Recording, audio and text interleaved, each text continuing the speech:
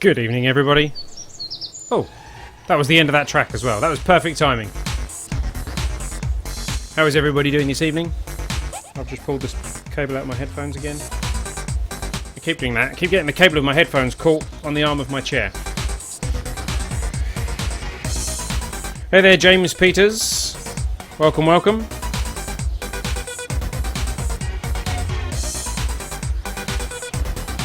It looks like the restream chat thing is working today, so I only have to have one chat window open, which is good.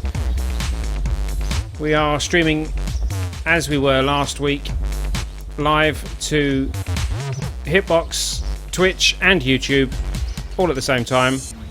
I did think maybe it was UChip. Why does it say James Peters? Have you logged in with, like, your brother's account or something? Because I'm fairly sure your real name's not James, is it? You are actually Chip, aren't you?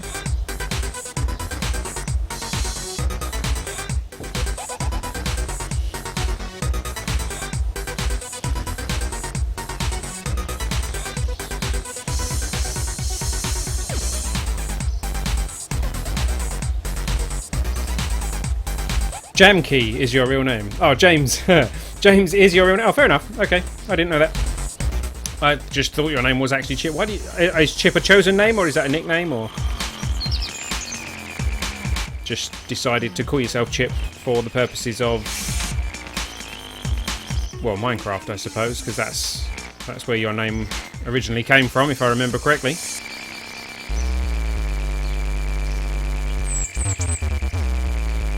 Who else do we have watching? I see that someone else has just wandered in. And I can see that that person is on YouTube. Chipmon is my middle name. Chipman. Okay, fair enough.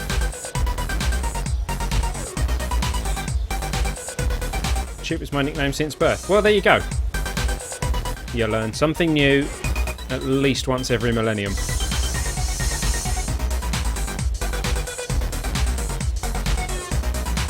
Welcome to whoever the other person is in the chat that hasn't said hello yet. Sorry, the other person that's watching. I don't know if you're in the chat or not. You might actually just be on YouTube and not have a YouTube account. In which case, register a YouTube account and join the chat. Why not? Or head over to Hitbox or Twitch and you can join the chat there instead. Either way, any account that you have, we're quite happy to accommodate you. We're on youtube.com/Ellitopia MC/live. We are on twitch.com/elbristow, and we are on hitbox.tv.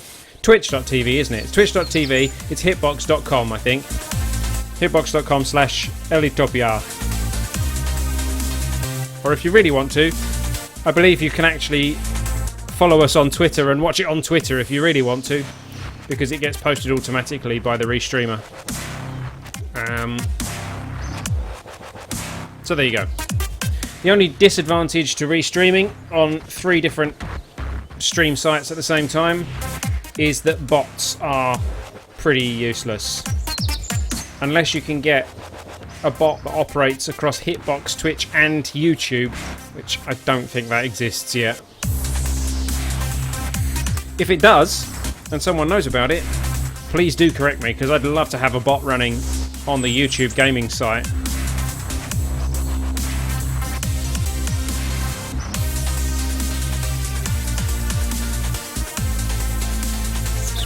But I don't think there are any bots for YouTube gaming yet. I haven't looked though, so I suppose that's probably worth a punt. It's worth a Google, isn't it? In fact, while we're giving people a chance to come and join us, let's do that, shall we? YouTube chatbot. YouTube gaming chat moderation bot. YouTube gaming, blah, blah, blah, blah, blah. There is no API yet, but it's very likely there will be. That was 9 months ago. It was going to be before PAX Prime, so they're still making a lot of things, including usable API. Talk to them at PAX Prime. That was 8 months ago. Nightbot is a chatbot for Twitch and YouTube that allows you to automate your live stream's chat. So Nightbot now works on YouTube as well, does it?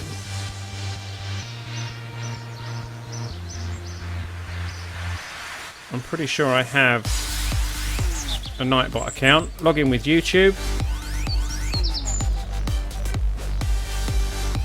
Allow. Let's see if this works. Top chatter. Nobody. Join the channel, please. Right, add remove moderator. Oh, I've got to do that by the YouTube chat. Okay, youtube.com. Mute that. Let's go add remove moderators. And enter that.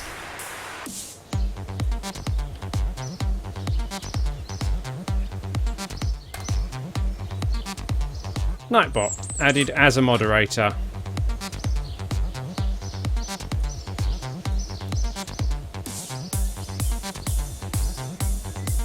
Close that. Are you there, Nightbot?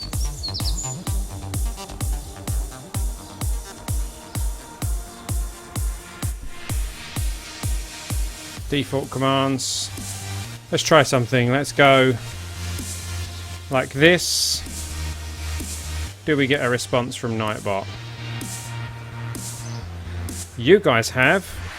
Ah, there we go.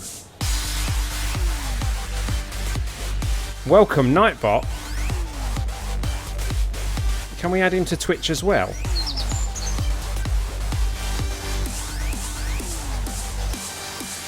Top chatter is now James Peters. Awesome. Absolutely awesome. I can add regulars. I can do giveaways on the YouTube. Fantastic. Thank you, Nightbot. Now, if only I could do that on Twitch at the same time. I suspect I possibly can't. So it's just going to be YouTube. So YouTubers now have one up over the Twitch viewers.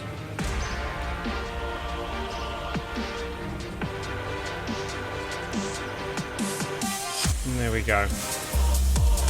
Dashboard, chat stats, recent events, recent timeouts, nothing. Okay.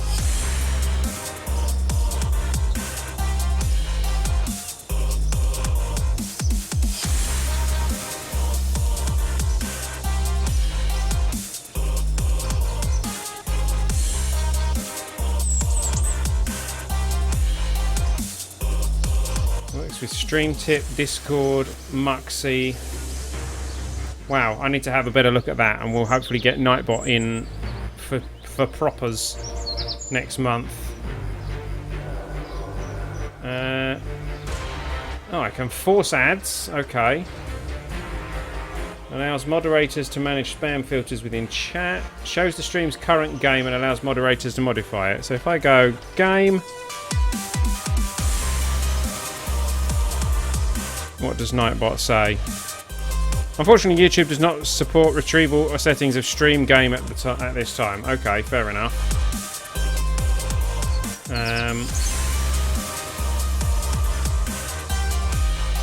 Title?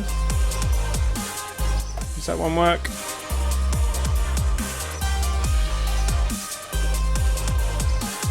Current stream title is KSP Live HD, Ellitopia Live. Well, there we go.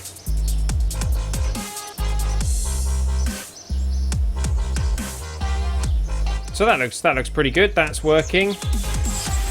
Doesn't seem to have like auto chat or anything like that. Timers. Ah, okay.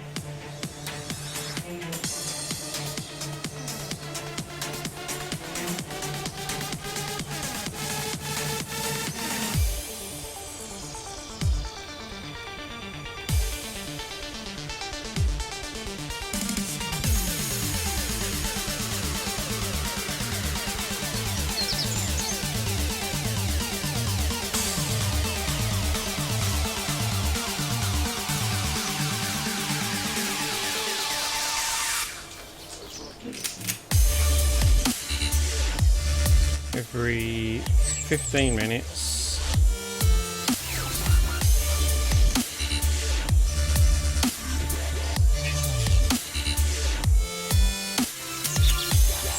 There we go. So that's an automatic message set up by Nightbot. So if I now go like that,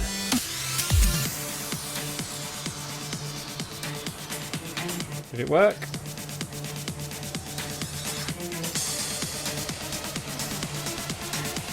No? Okay.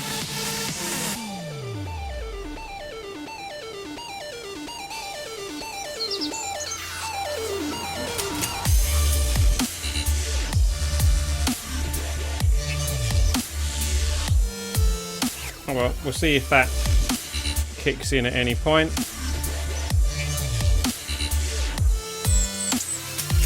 Alright, that's enough configuring the Nightbot bot. The alias you set this command to be... The alias you set this command to be of support does not exist.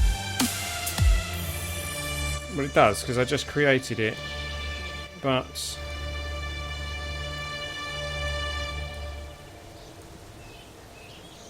oh well. Let's see if it does it automatically anyway.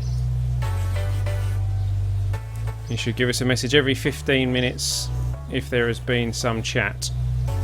So, there we go. That's enough fiddling around with that. It's time for us to get this stream underway, I believe.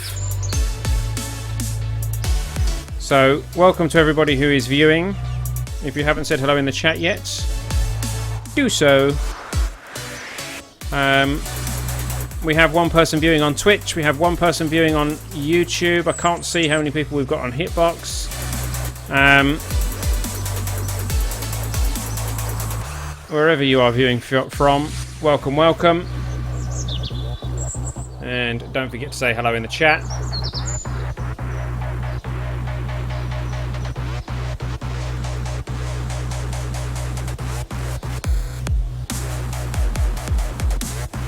And we are going to get underway as soon as this track finishes.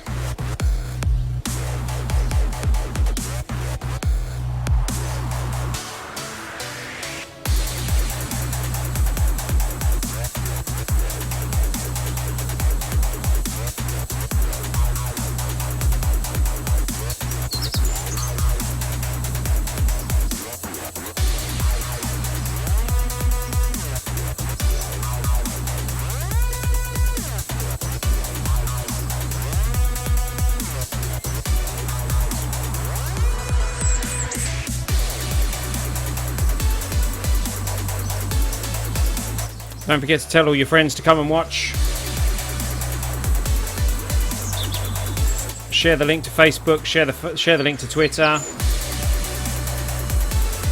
Share the link to your gran down the street, assuming your gran lives down the street.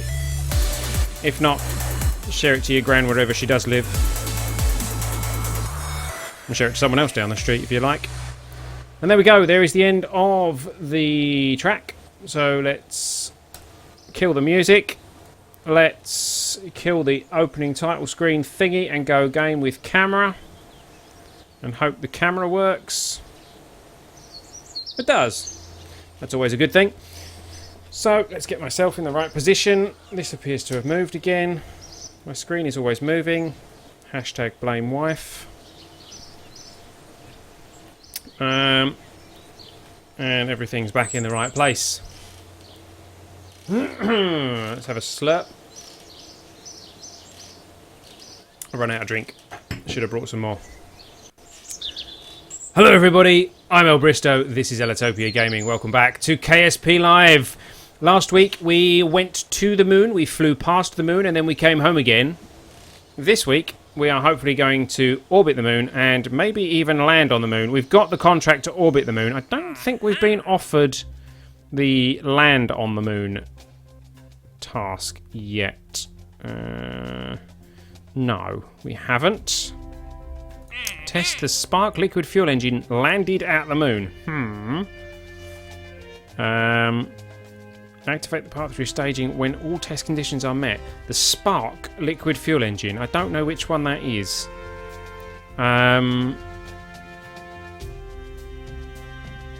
However, our mission is to orbit the moon. Not necessarily to land on it, but we are going to try and orbit the moon, leave something in orbit, and then come back and see if we get a contract to actually land on it. I don't remember how long it takes. That was the wrong thing. I don't remember how long it takes to get to the moon, so I don't know how much we would need for life support. What I think I'm going to do is we'll start off with a probe. We'll send a probe to orbit the moon. Probably an Octo.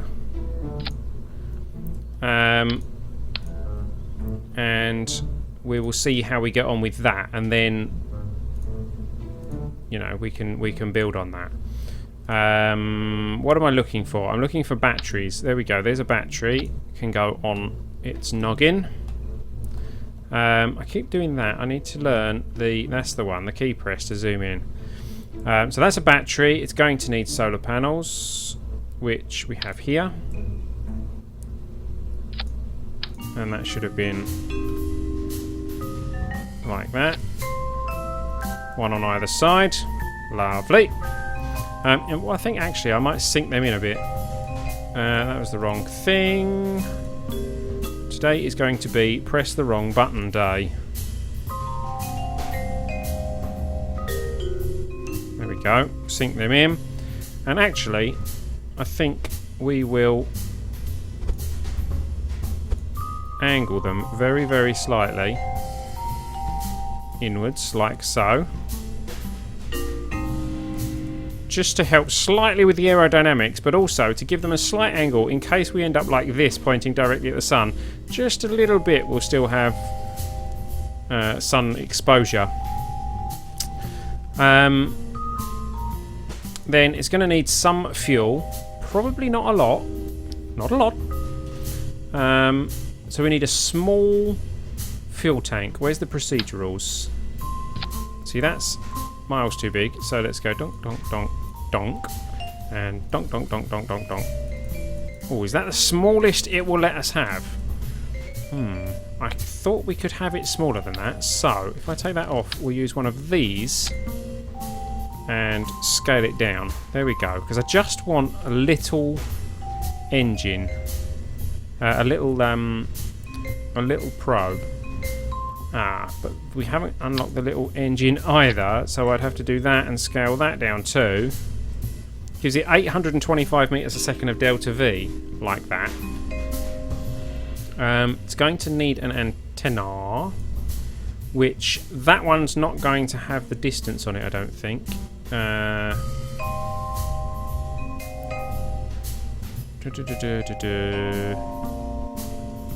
Relay 0.03 ECs. Where's the range on it? Doesn't tell me the range. Part model requires purchase.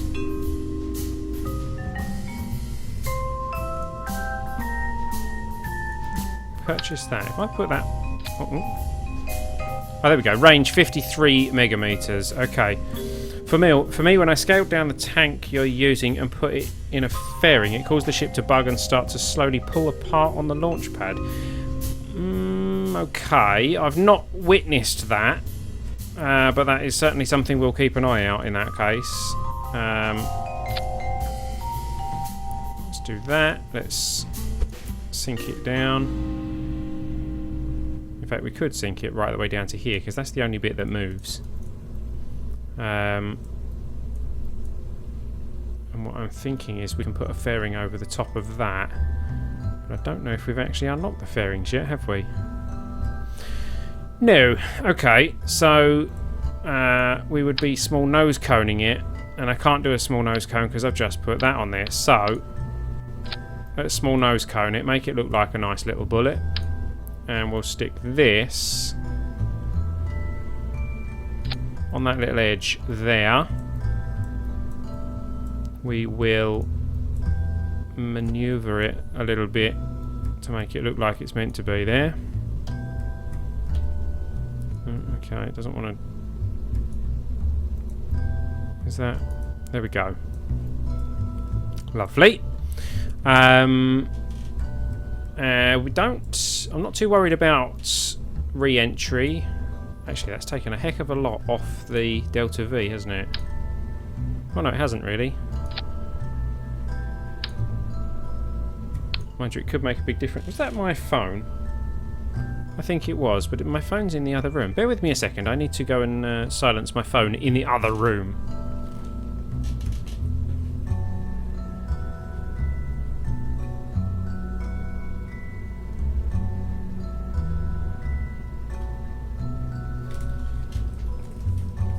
How typical is that? That was my phone telling me that I am live on Hitbox, interrupting the live stream. Welcome, by the way, Nathaniel Hammonds. Welcome to the chat. Thanks for stopping in. So do we nose cone it? Do we not nose cone it? Do we nose cone it with a one of these stack separator? And leave some debris somewhere? Because then if we stage that off, we'll still have the 794 meters a second of Delta V. Maybe? Don't know. Liquid fuel and oxidizer. Yeah. I think we will. I think we'll do that. That's a stack separator and not no nose cone with fuel. Oh, good point. Good point. We've got... Yeah, I think we have actually. Hold on.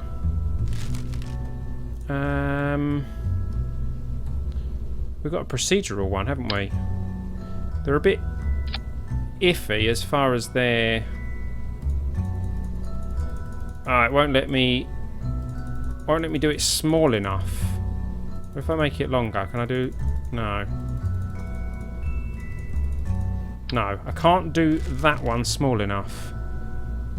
And that one's quite big, I believe. Yeah. What if I... Can I scale it down? Well, I can, but it still leaves this on the top. I mean, it's got... And it's only liquid fuel. So...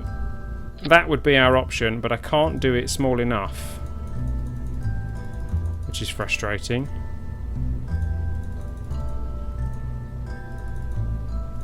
No. Unless I do have it like this, and we'll use it to shield the craft. That's not a terrible idea. We don't have any fairings yet, unfortunately, either.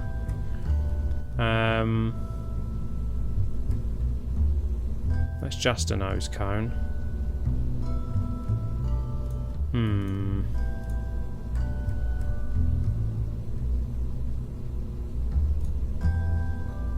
I was considering actually using like these guys, the procedural solid boosters on the side for the deorbit maneuver and things. I mean, that gives that masses of Delta V, doesn't it? Like that. What do we think? I think that might be worth a go, actually. We still need a stack separator under here. See, even that's... I mean, it's a bit cheaty doing it this way, isn't it? Because that's not really right. And even that, it's not really right.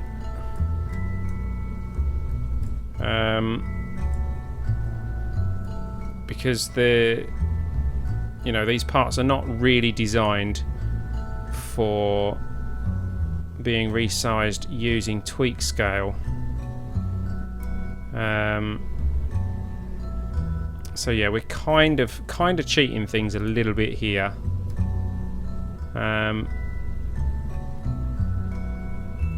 Unless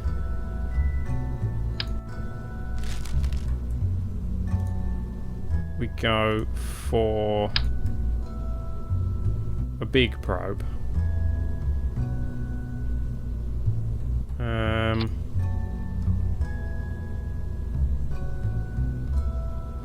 mean, what would that have? If I stuck one of those on there... That's only 392 metres a second of delta... Oh, because it's only liquid fuel. Damn it. I can't use that with oxidizer. No. So what we were doing is actually our only option. Like that. And we'll just have to ignore the fact that we're basically hacking it. Oops. Just clicked out the window.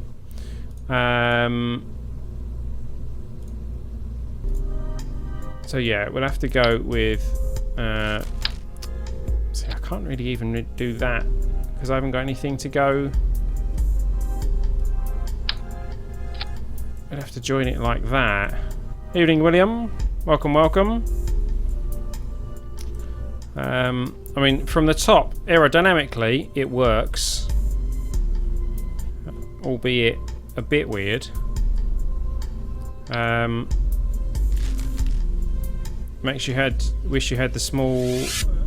Yeah, it does. It makes you wish you had the small engines, which I haven't unlocked, which I think I chose against unlocking last week. I mean, there's not really much I can do about that at this point. We haven't got the science to unlock the extra parts.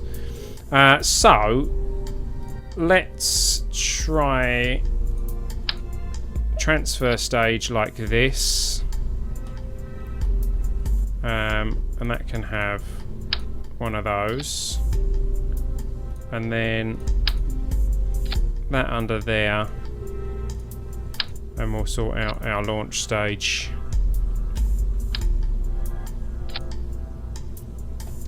I mean, it should be pretty easy for us to launch this and get this to the moon, because even with a swivel we can probably... I mean, it's 8,486 delta V. That's more than enough for what we're doing.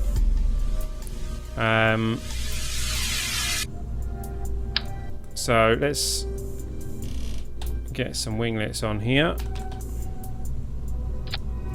for some aero control. Let's get a... oh, I need to move that antenna, don't I? Let's get a... What am I thinking of? Control is what I want. Reaction wheel on there. It's only a little one though, so let's tweak scale it up. And then make it actually look real. Move it up a bit so that they're actually touching, you know.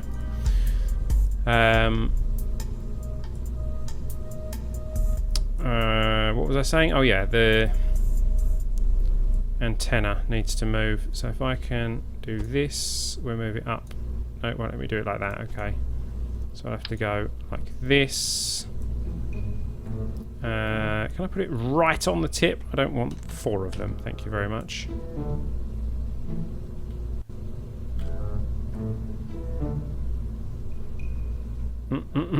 It's not going to let me put it right on the tip. Okay, so let's not. Let's put it... I could actually put it like that, but then I can't use it. Yeah, no, I can't do that actually, can I? So let's put it on the edge of here. Rotate it up. Ba-ba-bum. And then we'll sink it in a little bit, like so. So it doesn't quite stick out from underneath. I also kind of want that all sunk in. There we go. So as little of it shows as possible, but we've still got it there. Usable. Okay. I'm using real fuels on my stock system, as Love Engine's having limited relights and keeps me on my toes for when I get my RSS running good. Yeah, I have thought about using real fuels, but the idea of this live stream playthrough is, you know, about enjoying it and actually getting some exploration and stuff done. So I've opted for the kind of simpler approach. Let's get some science stuff on this. Let's get us onto angle snap. So you can go there. Barometer on the other side.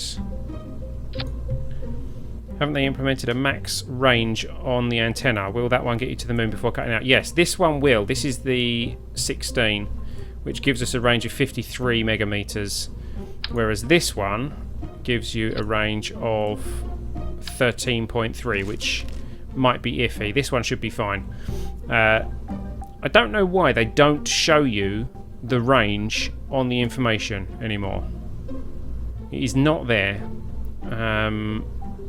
which is a bit strange, because I'm pretty sure that they did used to show the range back before it was actually necessary. Or was that just part of remote tech? That might have just been part of remote tech. The Geiger counter is a bit big. I'd like to scale it down, but I don't think I can. No, I can't. So I might have to... Oh, might have to get my mouse stuck so that I can't do anything. If I sink it in slightly...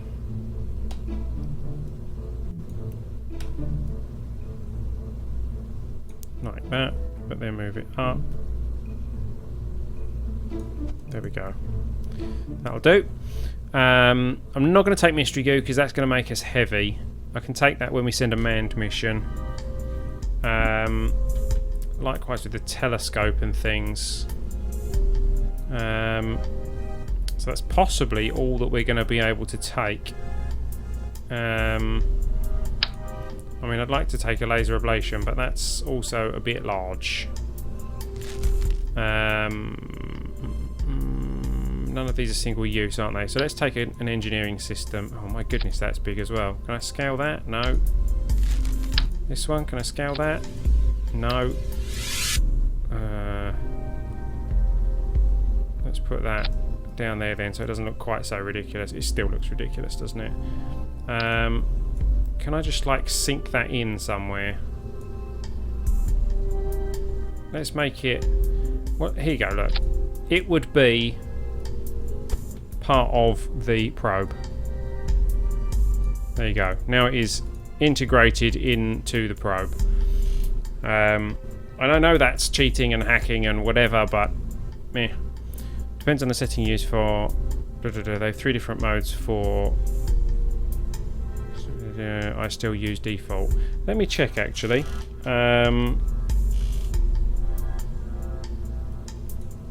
Gameplay. Allow quick saving? No.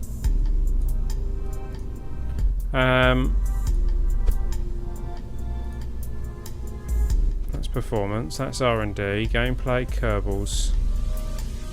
Contracts. Database. Physics. Doesn't look like...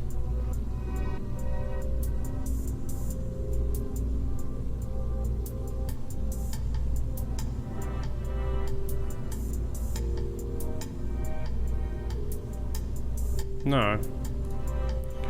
Doesn't look like you can change that option from within here. So, is that one... I don't know, one you might have to do from the actual options menu. Not sure. Difficulty settings, we'd have to check that. Is a menu item now at Space Center? Okay, I'll check that in a moment then. So, have we got everything we want for this particular flight? I think we have, including Delta V.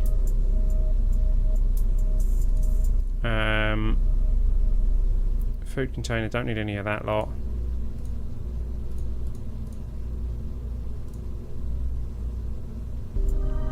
Got everything that we need there. Got everything we need there. Okay, so this is the S06E04? Episode 4, is it? S6E1, S6E3.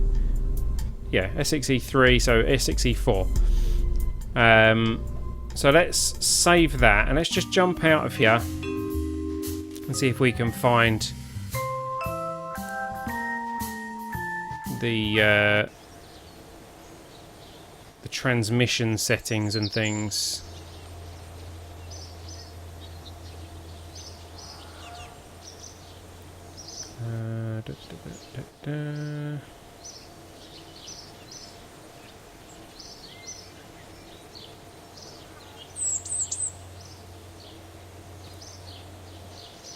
No, that's custom Kerbals. Wrong one. Right, let's have a look at settings. Difficulty custom.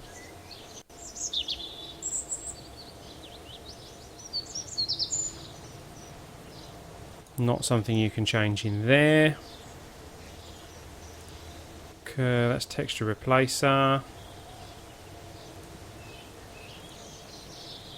We've not got any options for Kerbalism here. No. Oh no, sorry. I'm not using remote tech. I'm using vanilla for that side of things. I'm not using vanilla at all. I'm using loads of mods, but I'm not using remote tech. But I'm sure there's a setting because you have range in the base game now. And I'm sure it was a difficulty setting, but maybe it's not. So it looks like it's on, and that's it. We've got it on.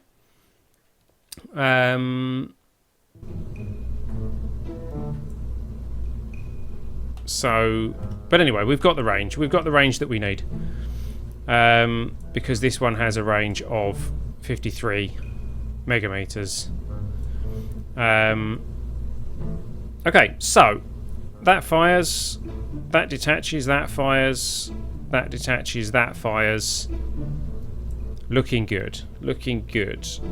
So, let's take this out to the launch pad, I guess. Launch. And let's take this thing to the Mun.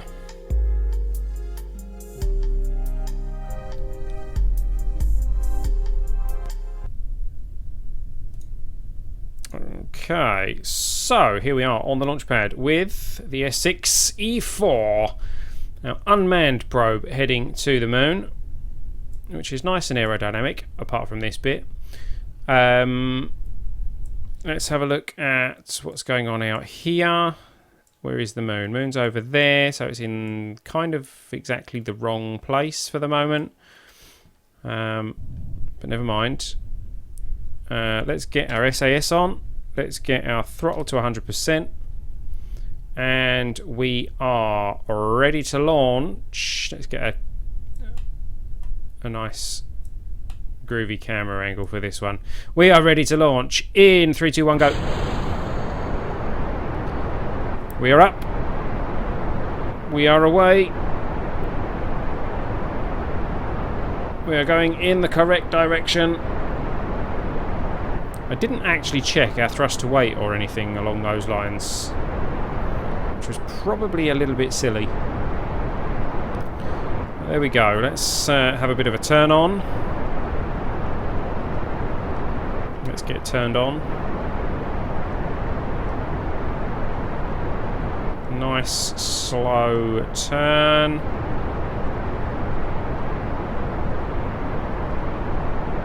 We are coming up on 2,000 meters. There it is.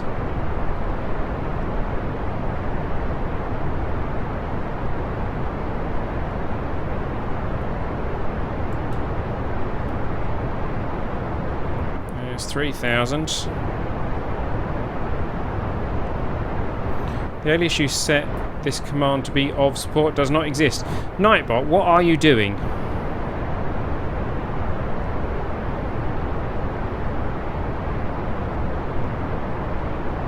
Oh, I think I know what I've done. It wants to run a custom command.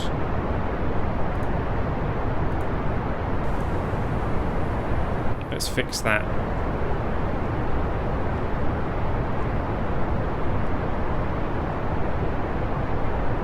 Wasn't it camera tools that give you all those nice cinematic views when you hit a button?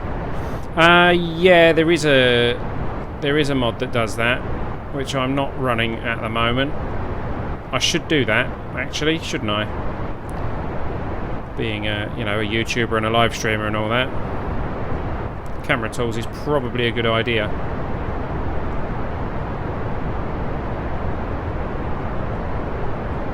Right, well, we're at 10,000 metres and we're at about 45 degrees, which is probably our most efficient launch ever.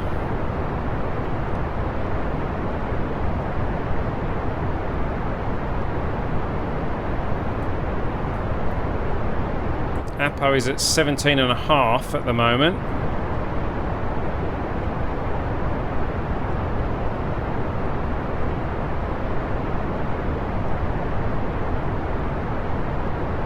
Apo is at 20. Speed is at 530. Still got a little bit of fuel in this stage. Not as much as I had kind of thought we would have at this point, but there you go.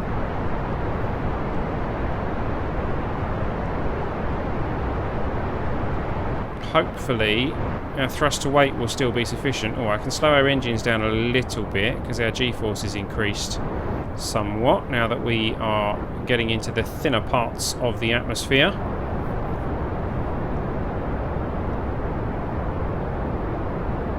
I'm a little bit low on the nose at the moment, so I'm going to try and hold our angle a bit.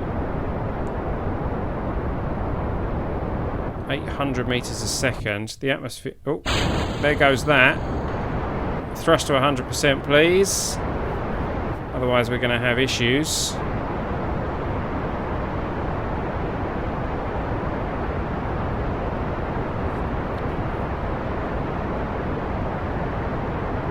I don't know what our thrust to weight is at the moment. Is that something that Kerbal Engineer can tell me?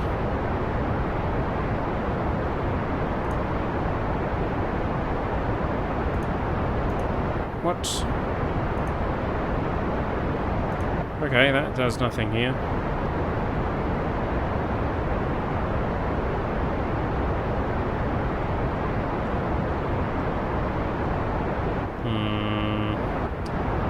This hasn't quite worked as I thought it would.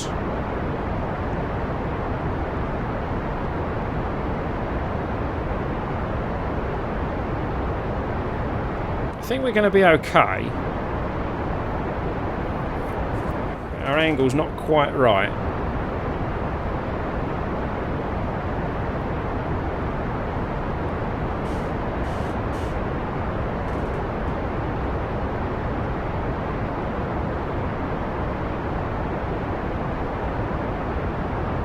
Time to Apo, 43.4 seconds. Can we... No, see if we do that, we're approaching our Apo, which we don't really want to do. 43.1, let's leave it there. Should have it... Also, the nice HUD around your altitude is nice. That's why I switched from void to Kerr. Yeah, that HUD is really useful. Yeah, see now the atmosphere is trying to punish us because we're going too fast, too low. So this launch hasn't quite gone as well as I thought it had. It was, yeah, hasn't quite gone as well as I thought it would. Our Apo is only at 45 at the moment.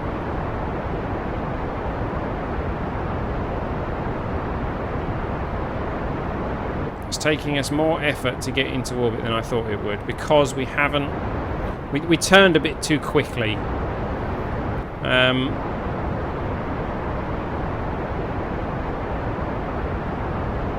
we're doing Mach 4. Coming close to Mach 4.5 at the moment. Hopefully that will drop as the atmosphere is getting thinner.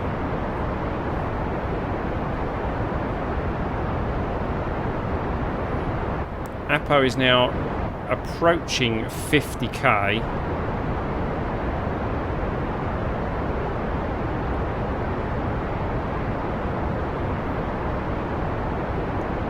And it will start to speed up a bit now, I think. 52. If I can come down like this now. Yeah, we're still pushing our Apo away from us, so that's okay. I can do this now, which is more efficient. Our Apo is increasing, but it's going to be going around the planet away from us, but that's not bad because it means effort to actually get into orbit once we get to Apo is going to be less.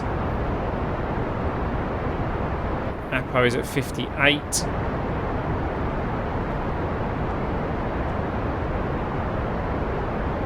Our altitude is now at 50. Yeah, here we go. This is the orbit bit.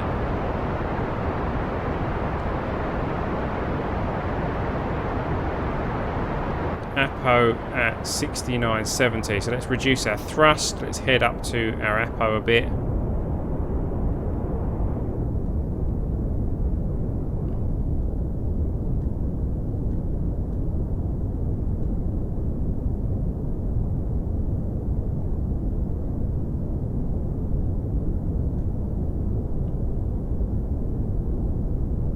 We need our Apo near to 85. Ideally.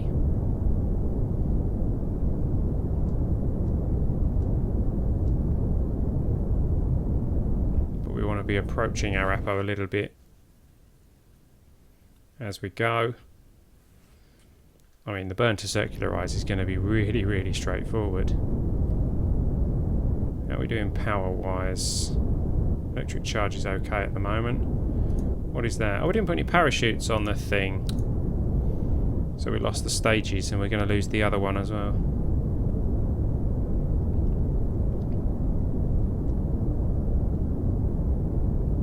Apo at 80.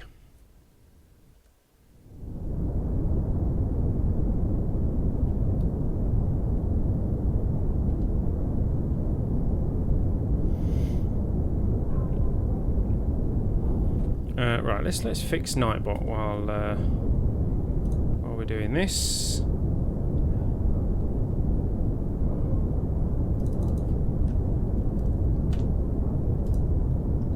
There we go, that's better.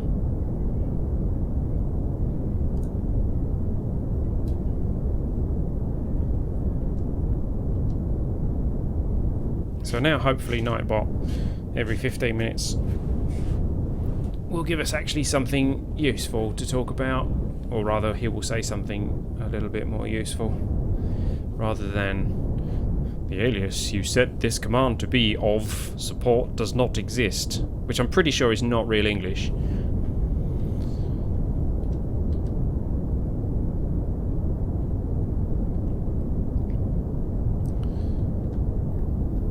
Right, let's increase the thrust a bit. Let's just get our Apo to 85. There we go. There's 85.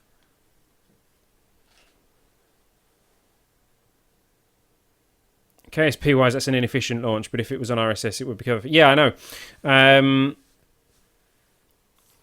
KSP wise, it's worked out inefficient because the thruster weight on this was not as good. And this fuel ran out a little bit quicker than I thought it would. So it's worked out not particularly efficient. But having said that, we've only got a very short burn to actually get us into orbit. So, you know, that's not so bad.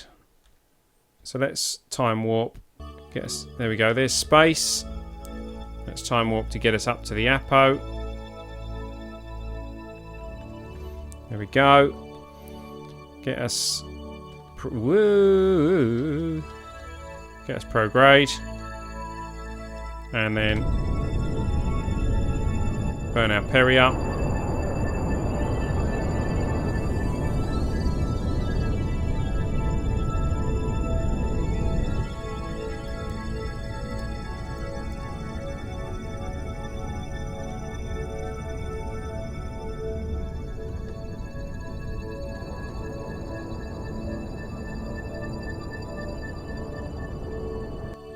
There we go.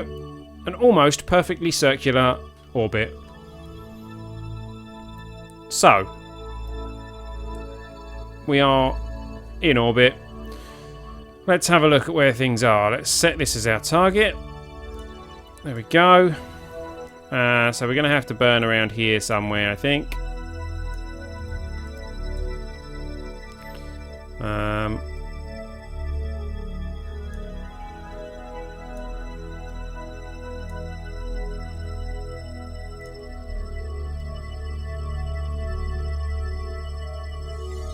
What have we got? We're going for an orbit, aren't we? So we want it to try and we want it to slow us down as we approach, don't we? So we want to come up the inside of it rather than coming up behind it. We want to come in front of it, don't we? Is that right? How does that work? Let me think. If you come up behind it, it's going to pull you faster. If you come up behind it, it's going to slow you. It's going to help slow you down, isn't it? Yeah. So we want to come around it this way, doing the whole figure of 8 type thing.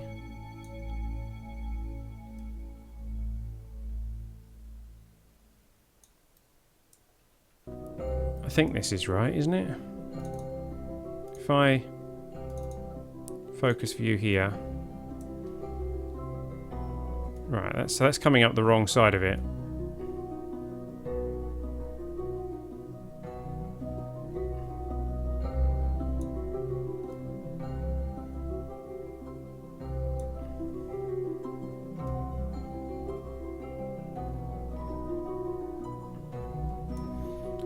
My RSS test build, been experimenting with solid fuel to LEO launches. So much fun, but hard as hell. Solid fuel to orbit, yeah, that is hard. I've done a few air-powered launches. They were good fun.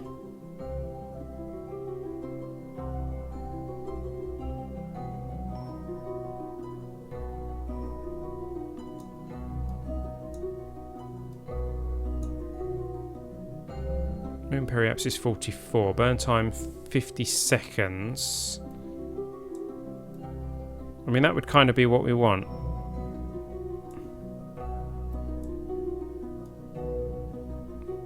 But at the same time,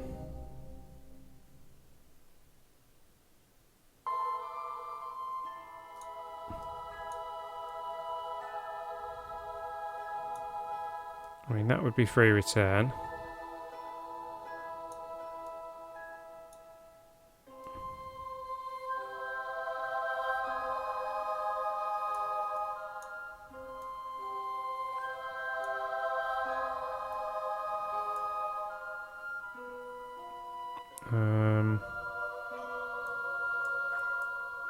No, let's scratch this idea. Let's just go for. Let's go for least amount of fuel to get us there. Once we're there, we're okay.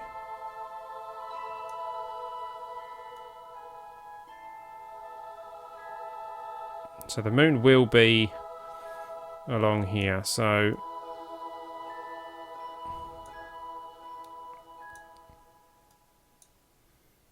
peri of 1.29. Okay.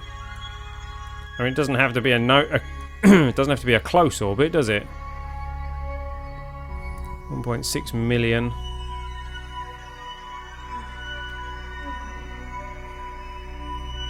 Yeah, I mean, the air launches can be tricky, and they did nerf them a lot in, I think it was 1.1. I once did an air-powered launch that I then had. I got it to orbit, I believe. It was an air-powered launch. With an LFO engine after that, and that was a fantastic launch system, extremely efficient. And I think I went to Duna with a launcher like that, and then 1.1 came out, and that was not possible anymore. Right, 1.18, 1.14, 1.18 again. 1.4. Okay, so let's get as close as we can. 1.1-ish. There we go. So burn about there, 49 seconds. If we burn for 1 more second. Is that an option? There we go. 1 more second gives us effectively a free return.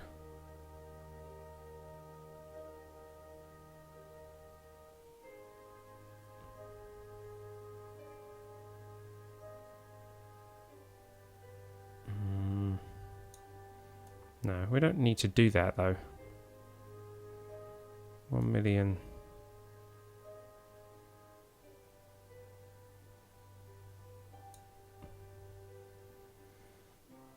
There we go, Nightbot. You're getting the hang of it now.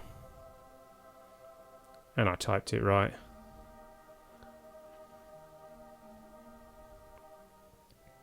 Hello there. I have no idea how to pronounce your name. Welcome, welcome. My knowledge of Cyrillic languages is not particularly good. So I apologise. Any attempt that I did make to pronounce your name would be total butchery of your fine language. So I shall refrain.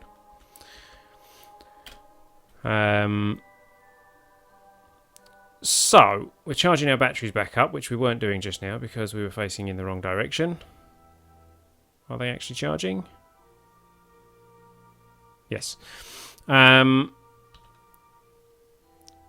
So, I mean, we could probably get closer than that, but I really can't be bothered to fiddle around with the manoeuvre for much longer. So let's speed up time. Make sure that the batteries do charge fully, which they are. Yes, good. Let's get ourselves pointing at our target, like so.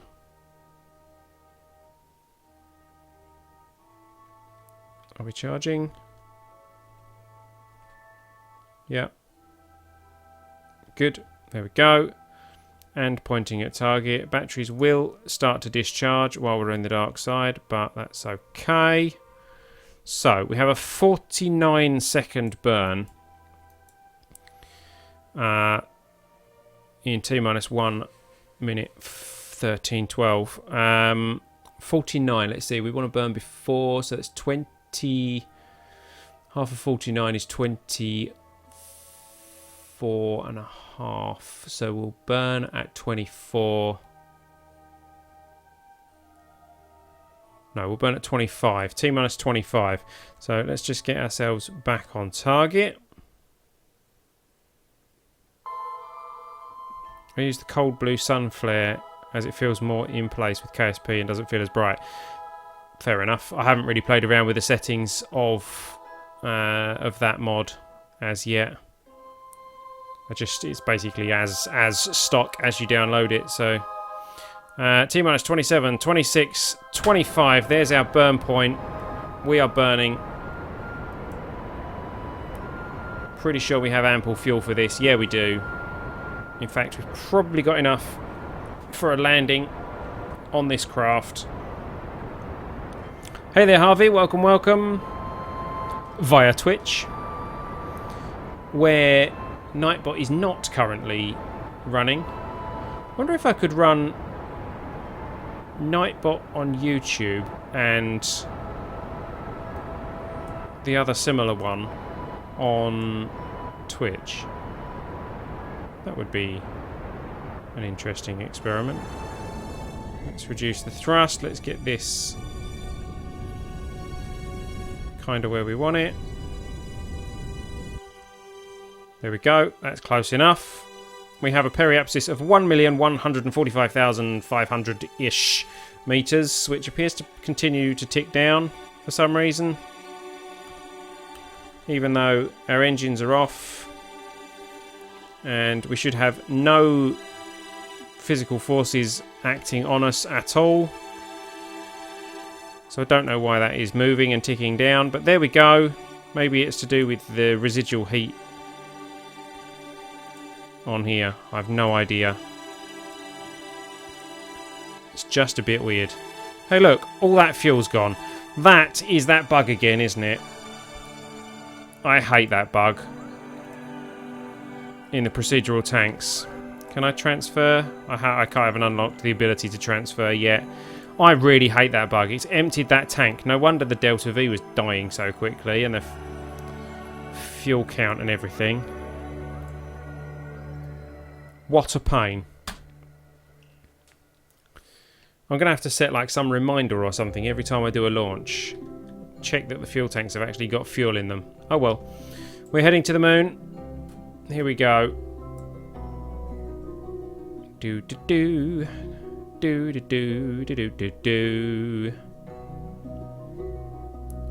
are mooning.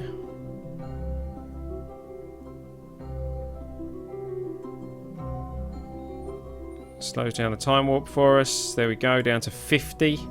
So, we are at moon with a peri of 1144. That's close enough to where we were expecting it. Let's get to the peri. Don't remember you putting fuel in it. Well, it should have the fuel in it. It was full in the editor, and then suddenly, if you save and load the craft, when you load it, which we did do because we came out, didn't we, and then went back into the VAB. If you do that with the procedural fuel tanks, for some reason they always come back empty when it loads. So, and I always forget. So that's something that I need to keep an eye on. Where are we on peri? 3 minutes to peri. Okay, so let's get us nearer to the peri. 1 minute. There we go. Less than a minute to peri. Let's burn. Bring us back into orbit, or bring us into orbit rather, which will complete the contract. There we go. We are in a pretty high, but nonetheless an orbit, which completes that contract for 141,000 funds, 13 science and 31 reputation. And we get a world's first milestone for entering the orbit of the moon. 49,920 funds, 4 science and 8 reputation. Let's go to the craft. Let's have a look at the moon, where we've got that weird kind of corona effect again, which is extremely annoying. The moon is there behind the sun, or in front of the sun rather, not behind it. So the moon is kind of there. Let's get some science. Let's go for a barometer report from here. Oops. Can we? We can, except there is nothing there, so we can reset that. Let's get a telemetry report. There we go. Telemetry while in space, high over the moon. All values nominal. We can transmit that actually, can't we? For 24 science. That's pretty good.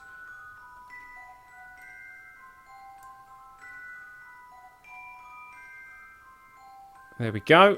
That's sent. Temperature gauge. I'm pretty sure we already got that science, haven't we? Yep. And the Geiger counter. Oops. Radiation data we've already got. Okay, but 24 science for the probe report's pretty good. We could have done other probe reports and got more science. Now I'm wondering, should we move this fuel into here? Chopper guy.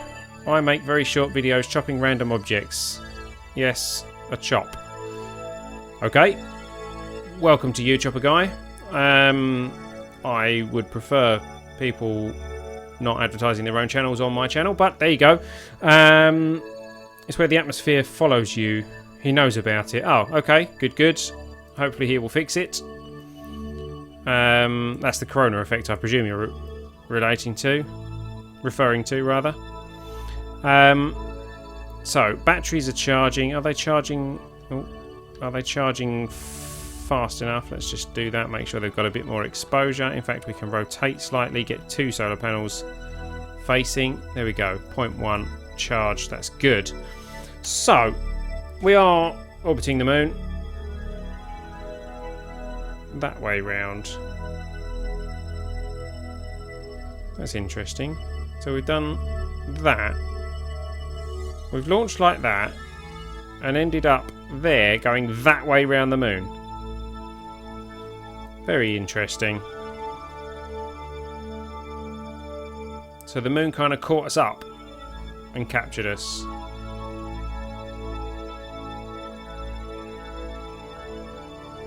Okay, well, there you go.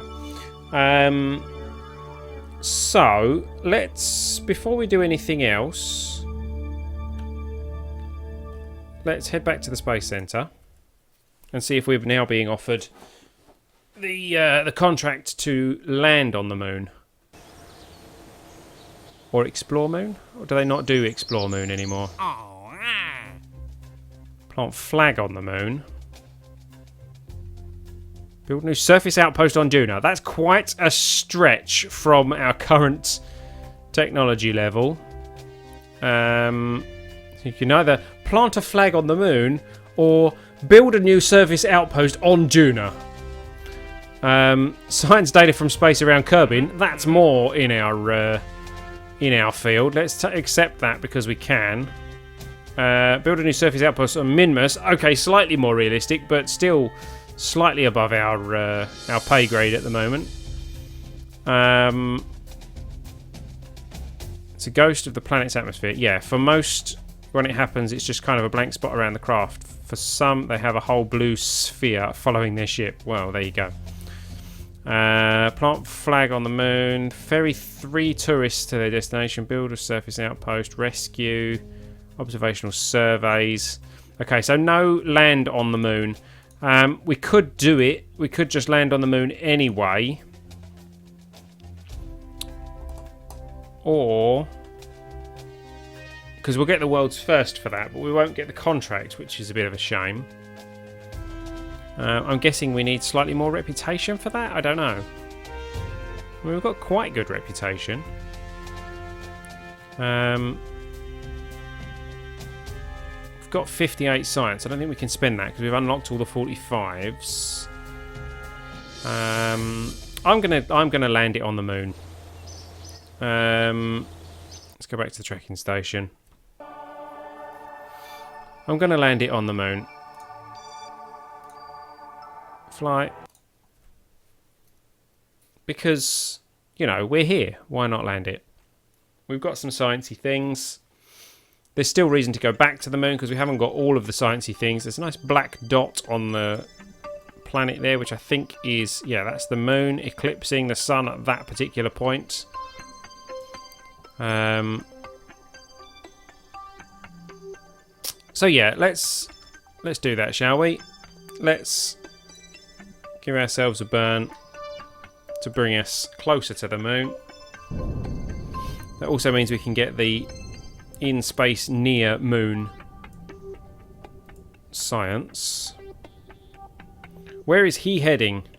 By he, I assume you mean me. Because I do read the chat. There we go. We're heading to the moon. Oh my game, they skipped planting flag on moon and want me to do a grand tour of the planets. Well, there you go. Clearly they know how good you are at KSP. What a good astronaut you are. Okay, so let's speed up time. Let's get some in space near... Ooh, not too much, please. Give me my cursor back. No, stop stealing my cursor. Right. Let's get some in space near science. In space near moon. If we can. I think we can from around here. Telemetry... No, we're still in space high. Oh yeah, because we're at 120 kilometers. Okay. Well, let's get ourselves pointing retro. Which is also, incidentally, pointing our solar panels kind of towards the sun. To keep our solar panels nice and charged. In fact, let's do that.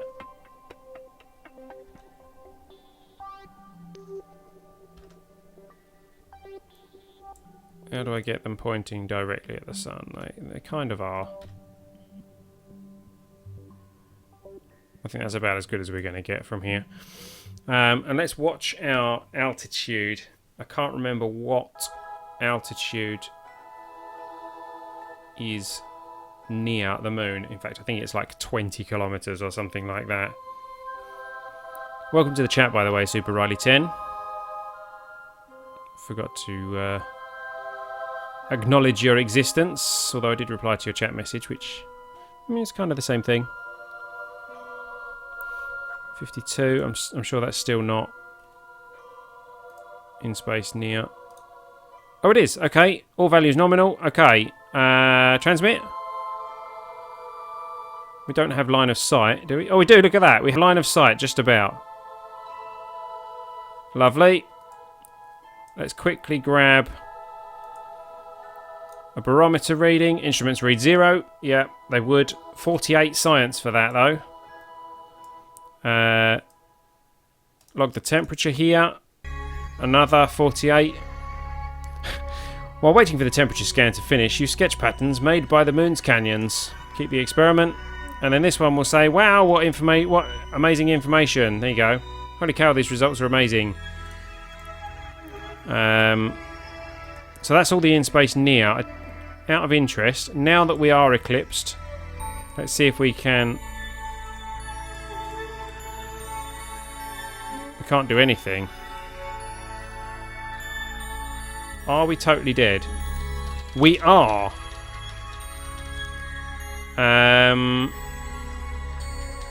Okay, because we don't have line of sight, we are totally dead.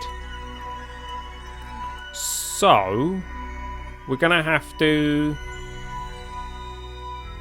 panic. No, we don't need to panic because we are safe. We are going to need to replan. We're going to need to come to about here where we've got signal, reburn, and then land over here. Which means we're going to be on kind of the dusk side of the moon.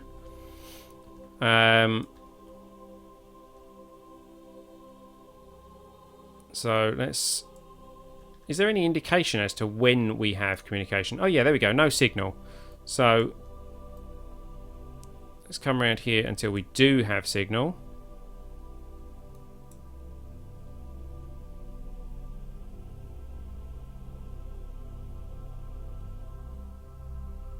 There we go. We have signal again. Signal is back. We got a direct link with the Space Center. Okay, so now we're going to do a retro burn to bring our Apo in and give us a landing spot the other side, hopefully. So let's try that.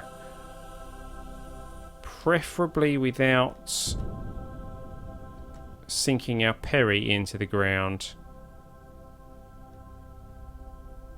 from this side. Not that that's really important, though. We do need to bring the Apo in. That's our real...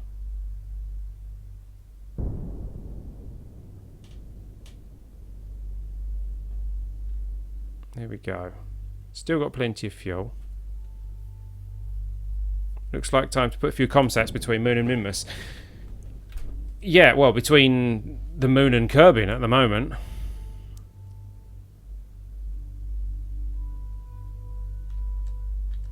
Let's do this. And then back to this.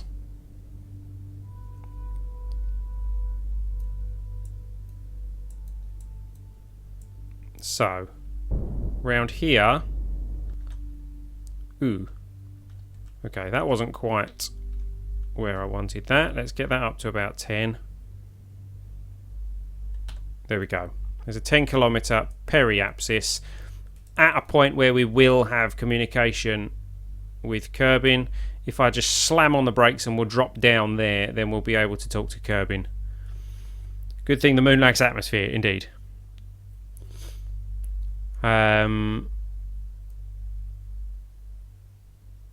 So, this really was not the best time of year or best time of the orbit to be going to the moon. But there we go. We are dealing with the situation that we've been handed. You know what they say? When life gives you lemons, lemons make good projectiles. So, let's head round to that periapsis. Wasn't it 60 megameters for those? So it can put them past Minmus then, just about. Yeah, we could have something relaying back from the other side of Minmus back to this. I believe we can do something along those lines. As long as it's got some hefty solar panels on it. Okay, so we're approaching the periapsis now. We have sunlight just about to keep our batteries charged.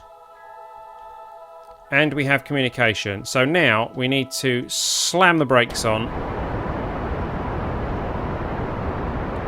There we go.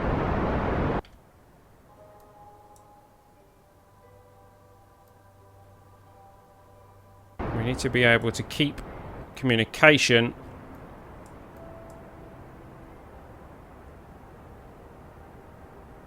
There we go. This is not how I would recommend landing on the moon.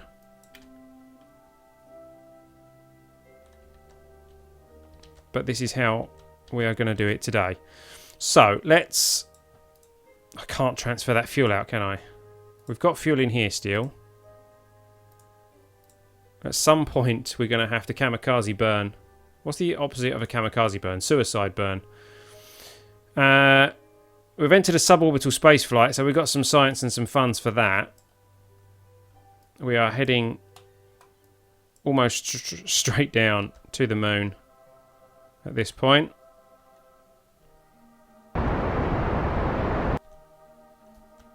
There we go. There is straight down. What are we heading to? It's going to be the ridge of a canyon, isn't it? I'll tell you what then. Let's come this way a bit.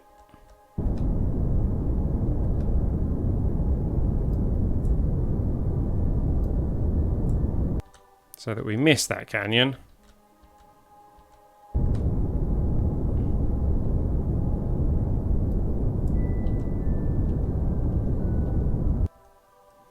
There we go. And then I'm going to dump that engine.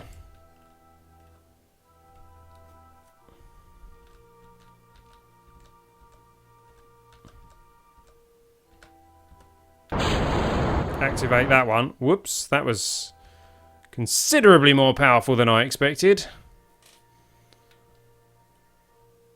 And I may have messed this up because I just used up that fuel. We don't have any fuel in there. That's gone bang.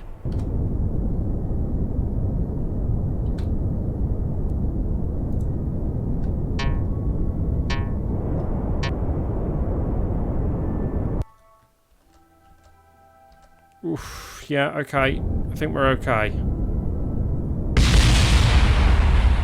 Okay, something went bang.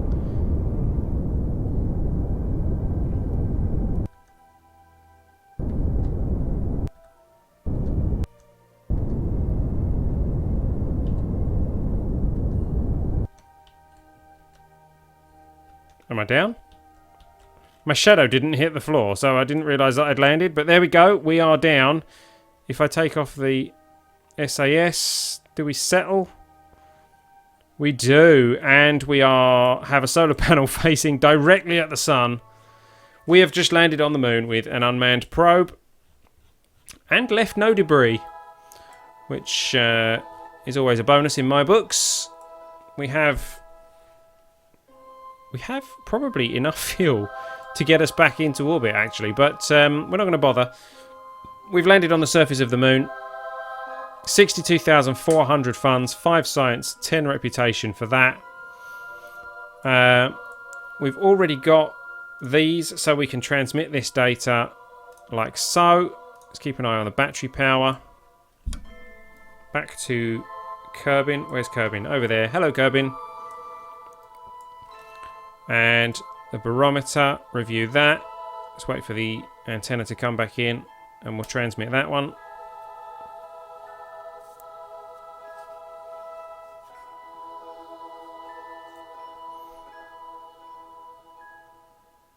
Okay. That's that done. And the Geiger counter, review that. 8 minutes again, transmit that. We're going to struggle for battery power at this point. We're very tight. But there we go. Everything's transmitted that we've got, but we're now going to go for telemetry from the moon's surface. All values nominal. Transmit. Oh, no, I didn't mean to transmit. I didn't mean transmit. Please don't run out of battery power. Okay. We can log this pressure data. They say insanity is doing the same thing multiple times and expecting a different result. You check the atmospheric pressure again, anyway. We're going to keep that. It's worth 64 science. Wow. Okay, we will transmit that in a second. Log the temperature. Temperature reminds you how nice it really is back on Kerbin. Okay. The temperature is 371 Kelvin, apparently. That's pretty cold. And a Geiger counter. Radiation data. Holy cow, these results are amazing! Again. Keep experiment. Let's let the battery power charge up for a bit.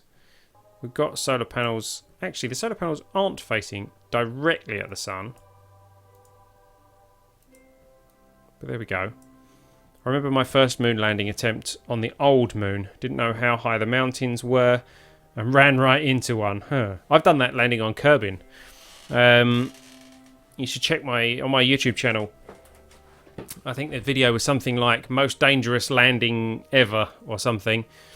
Where I had to slam on the engines and slam on the parachutes to stop me from hitting a mountain, and I stopped literally like this far away from the mountain and somehow managed to land safely. So we're going to check that out at some point. Okay, letting the battery charge up a little bit. Let's speed up time while the batteries charge.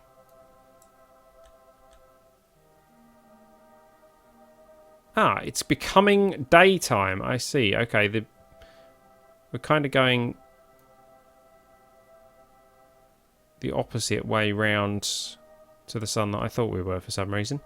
Okay, power is recharged. And let's go for transmit data.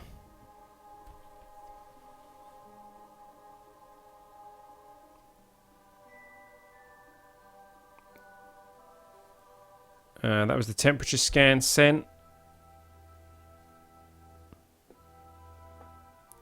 What are we sending now? This is probably the barometer. Yep, the atmospheric pressure. And then we'll have the Geiger counter reading.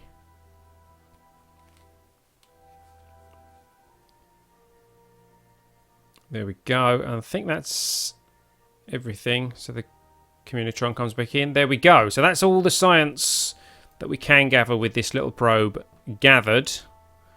Out of interest, yeah, this is Moon's Highlands.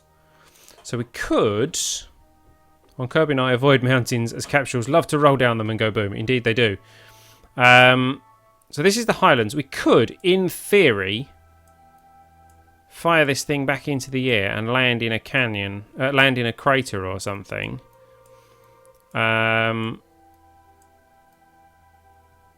We could head to this crater over here. But I don't know if we've got enough fuel to take off and re-land. Equally, if we were to land in that crater, I don't know that we could still see Kerbin. Possibly could. It would be very tight, wouldn't it? Let's try and simulate having landed. No. I mean, if we landed on this side of the crater, that would be fine, but ideally what we should do is head to this part of the crater, but that's not in the sun. Can I get to the Midlands? We're on the Highlands. I need a biome map, really, don't I? We're on Highlands, but I want to know where the Midlands are. Is it up here? Is this Midlands?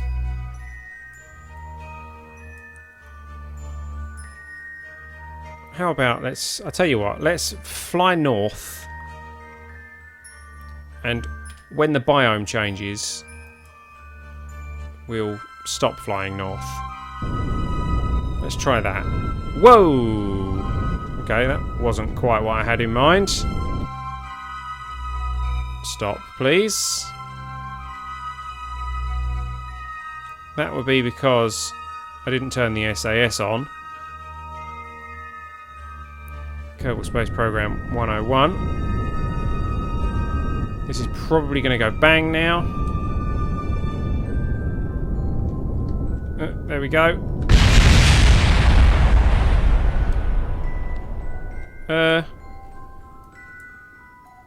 Why did the engine stop?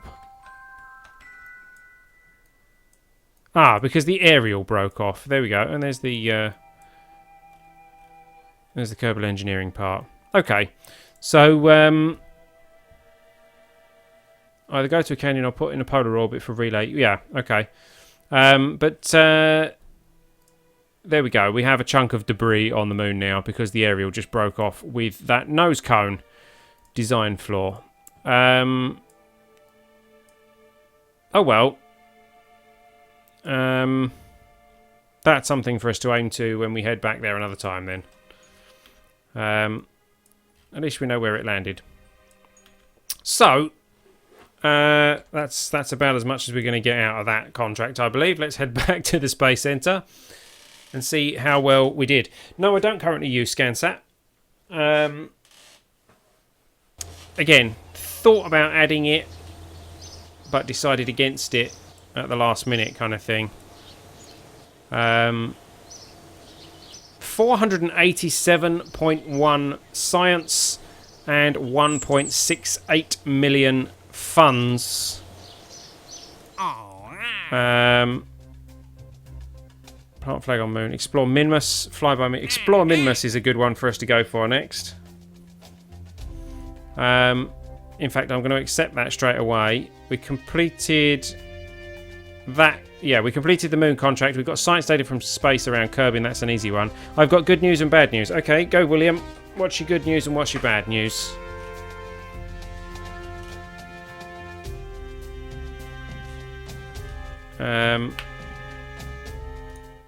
So we're going to be going to Minmus next.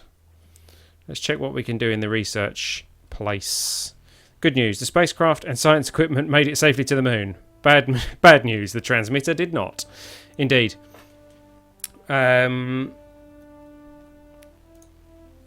So we can't unlock these yet because we haven't upgraded the science building. That's the engine that I wanted for the probe, and there's the fuel tank that goes with it. How much is it to... Oh, that's the cat going through the cat flap. 225,000 to upgrade that. Well, let's do that, because why not?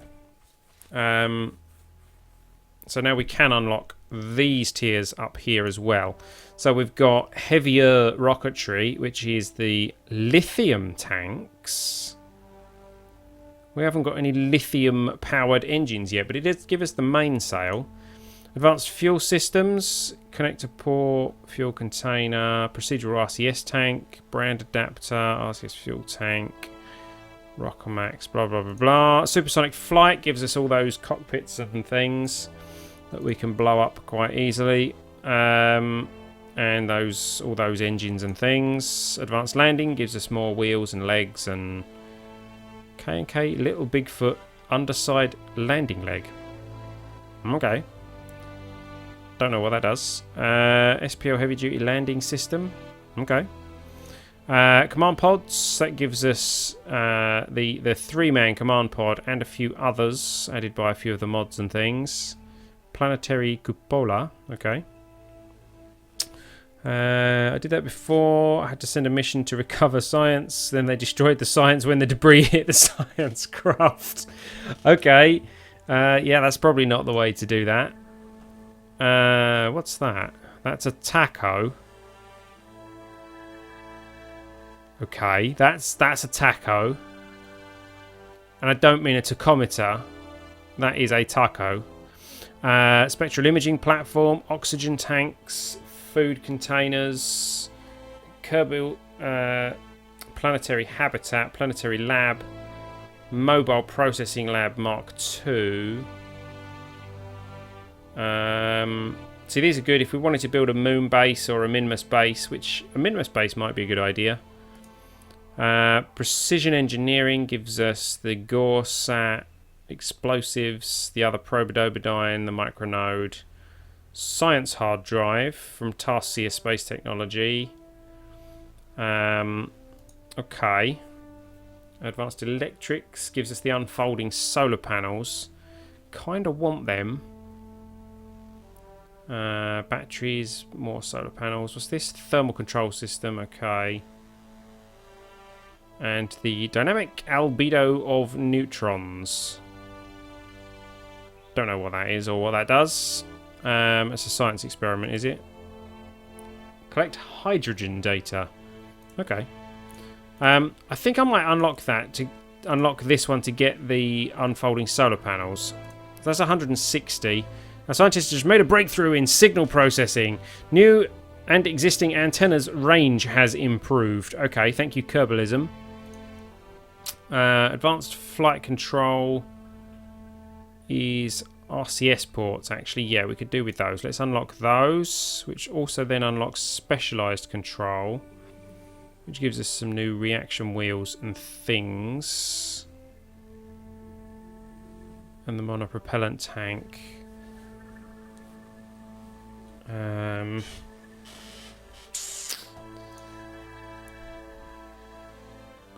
These are... Ah, that's the fairings and the modular storage system.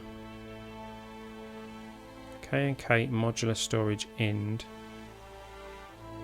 K&K modular 2x storage. Let's research that, just because I want to see what they're all about. The K&K stuff. Propulsion systems, that's the engine I wanted, so I'm going to unlock that. And that leaves us with 57. And later on, we've then got that, which... What on earth is that? Orbital Maneuvering System.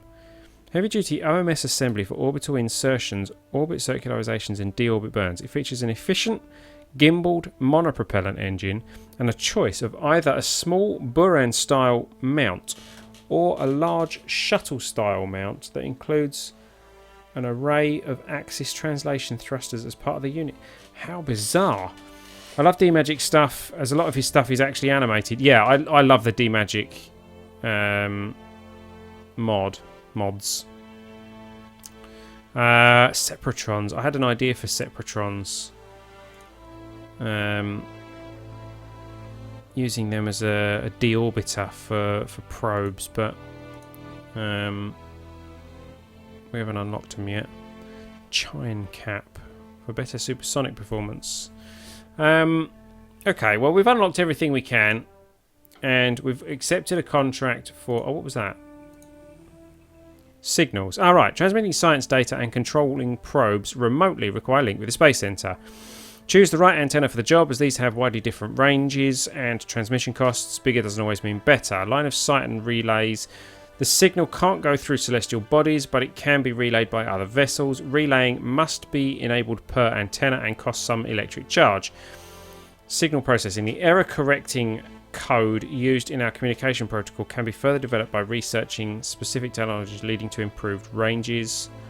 Blackouts. When a coronal mass ejection from the sun hits a magnetosphere, the signal to noise ratio drops to 0. Communications will black out until the solar storm is over. Okay.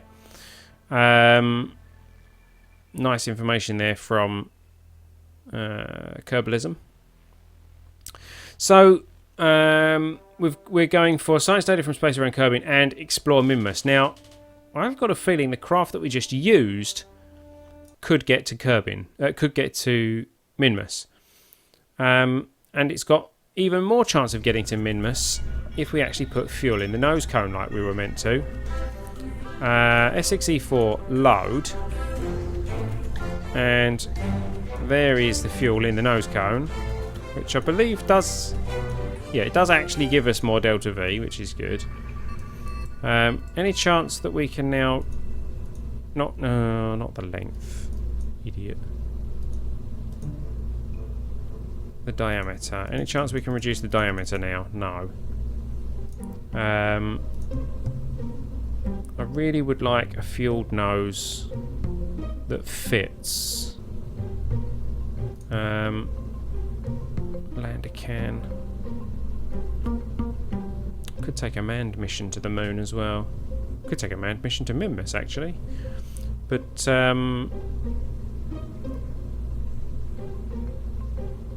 You know what I didn't do? Which I meant to? I meant to record how long it took to get to the moon. I meant to take a note of how long it actually took, so that I knew how much supplies people would need if they came with us to the moon. That was a bit of a stupid thing to forget, really.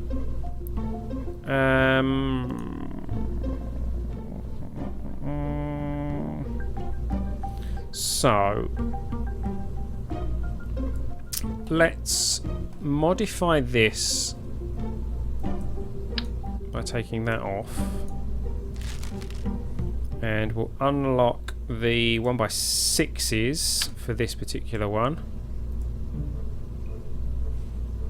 Angle snap, 2 of them, like so. Still shielded by that, which is good. And that will give us considerably more solar power than we were getting. Stop stealing my cursor. Retract. Okay. Oh, but they can't be retracted once deployed. That's a good point. It's these ones that you can. Mind you, this is a probe. Why would we ever want to actually retract those solar panels? It's stolen my cursor again. And my cat's jumping around. However, we do also want some normal solar panels on here. Let's do them up there or something. No, let's not do them up there, because that will mean that they don't always have a view of the sun. We want those on there as like emergency backups, don't we? Let's rotate them like we did before. I'll tell you what, let's rotate them that way. No, let's rotate them that way.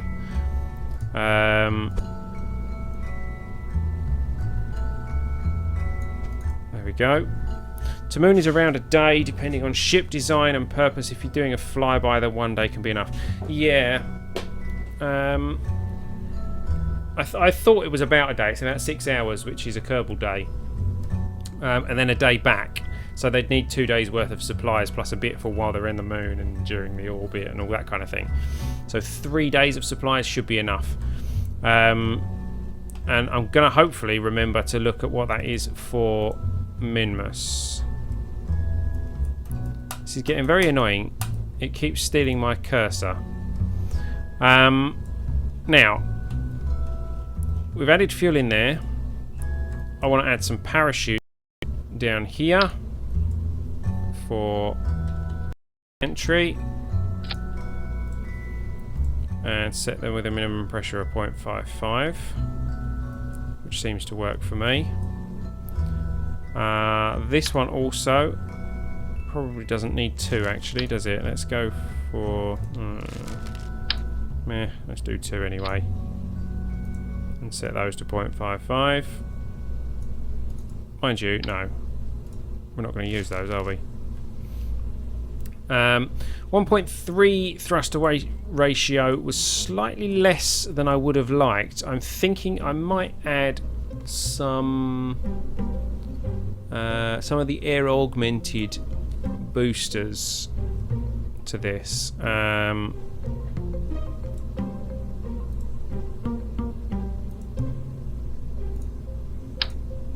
Like this.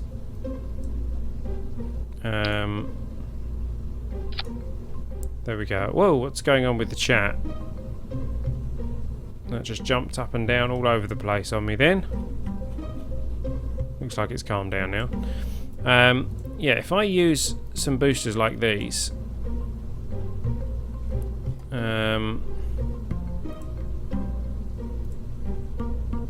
when you can't pick a part off the ship, just grab a part from the side and sail back. Normally fixes it. Seems to be some issue. Yeah, but it keeps doing this. Keeps stealing my cursor so that I'm not holding the button down, but it thinks I am. I don't know whether that's my mouse playing up.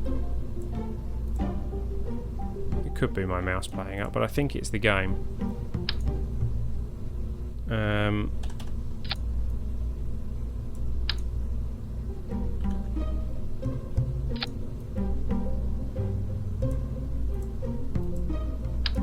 It's not realistic like that. Let's go up there. So we've got some nice air augmented solids for the launch. They don't have any separatrons though. Not separatrons. They don't have any. What am I looking at? Detachment. Let's use the detachment manifold.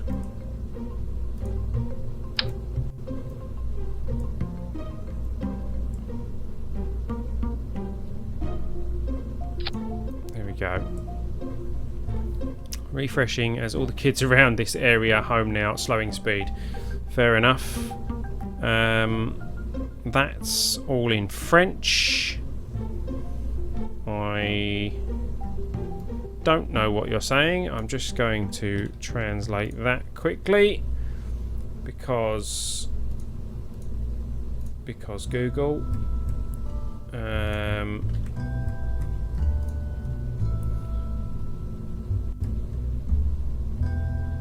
Yeah, I'm gonna guess that that is bottage. You sound like a bot. Nerbo65 on Twitch.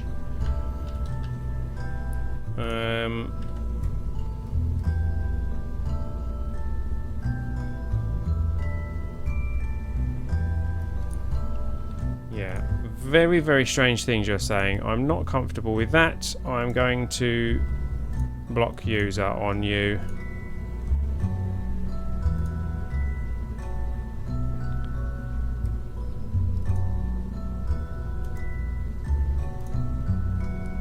Does it work? Possibly not. Doesn't look like it's worked. Mind. We shall see if your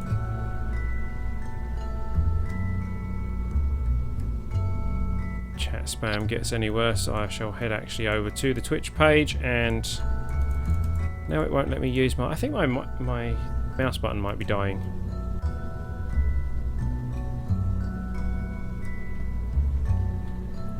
Yeah, you are definitely chat spamming. So I'm going to manually head over to Twitch because it doesn't seem to be wanting to let me ban you through my restreamer.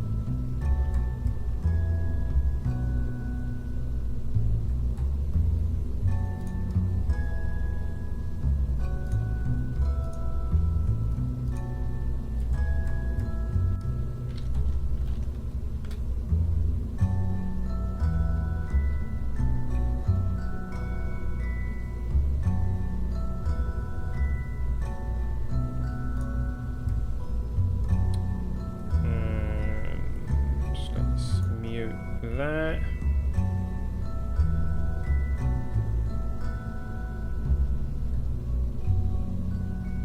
Pause it, in fact. Let's see what comes up with the chat.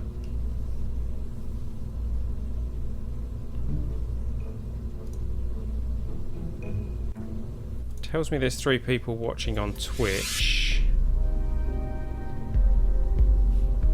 One of you is a bot. There's a bot, I assume it's a bot, called Nerbo65 on Twitch. They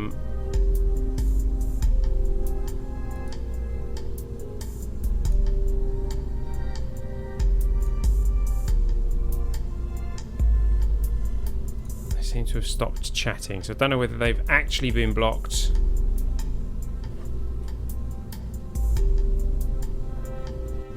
Maybe the block finally kicked in. We shall see. We shall see. They are going to need some parachutes on, aren't they? Whoops. Didn't mean to click out the window again. There we go. So. They fire. Then we don't want them detaching straight away. Or the parachutes going off straight away. then. And then that fires. Yeah.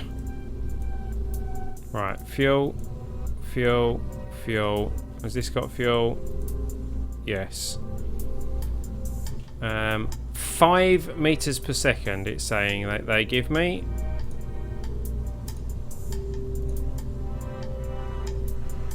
Standard or air augmented? Well, let's leave them on standard.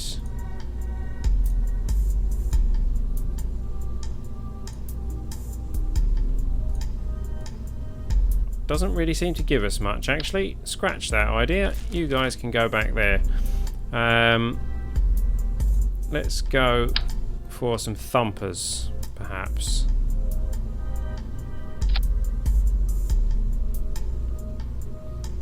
Since they give us considerably more. Put some nice nose cones on you. We'll have a procedural nose cone. We will make it nice and long.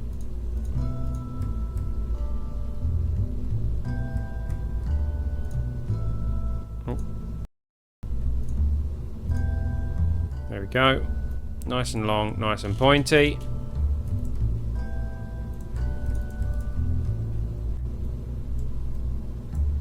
Actually, we've got fairings now as well, haven't we? I still can't make the diameter of that any smaller though, can I? Which, fairing-wise, is a pain.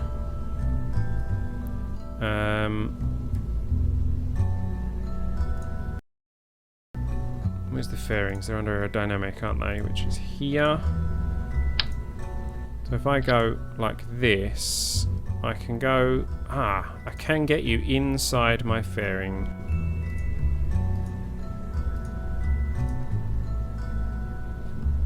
It's actually not as...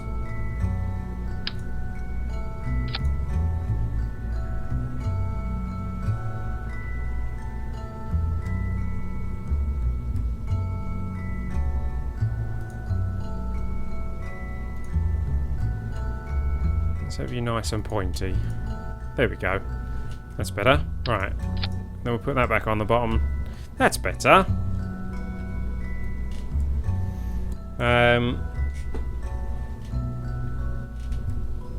Okay. 8,431 meters a second of delta V.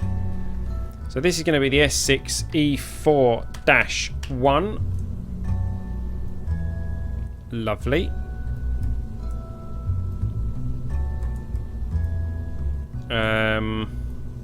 And well, that's about it.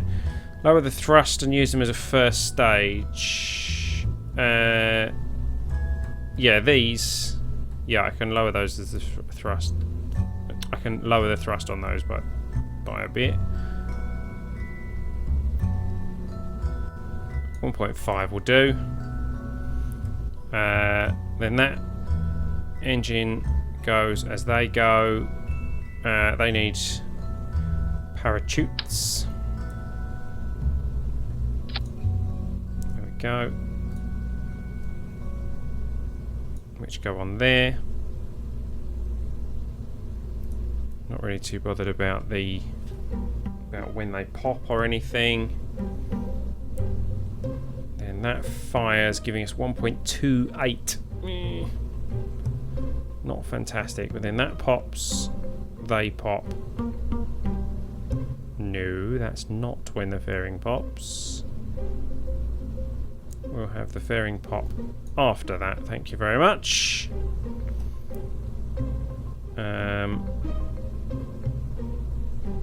That goes...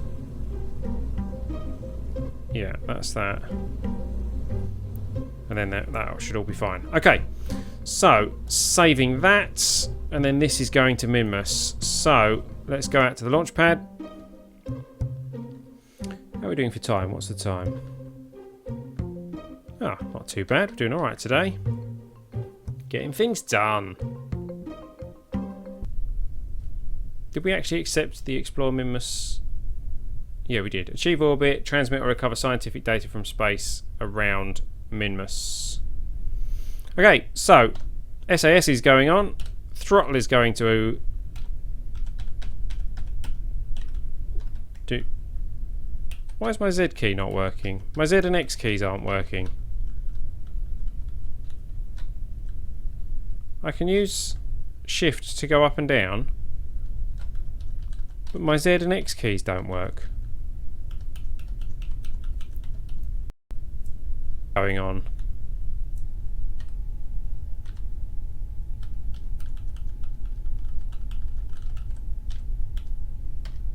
That works. That works.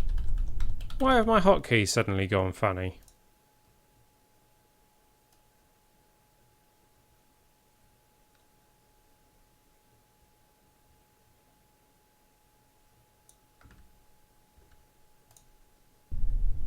That's really strange.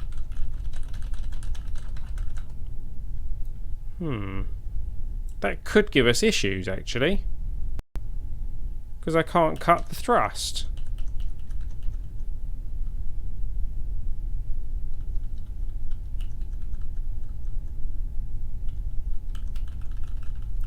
I mean, we're going to have to try and deal with it, but it's not really what I wanted. Oh well. Here we are on the launch pad with the S06E04-1, headed for Minmus after a successful landing on the moon. And this thing is going to be ready for launch in 3, 2, 1, go. There go the solids. They are pushing us nicely. We are away.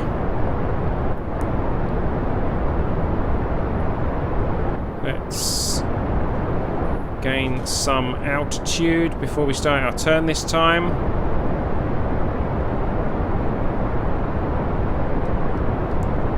Okay, let's give it a little bit of turn.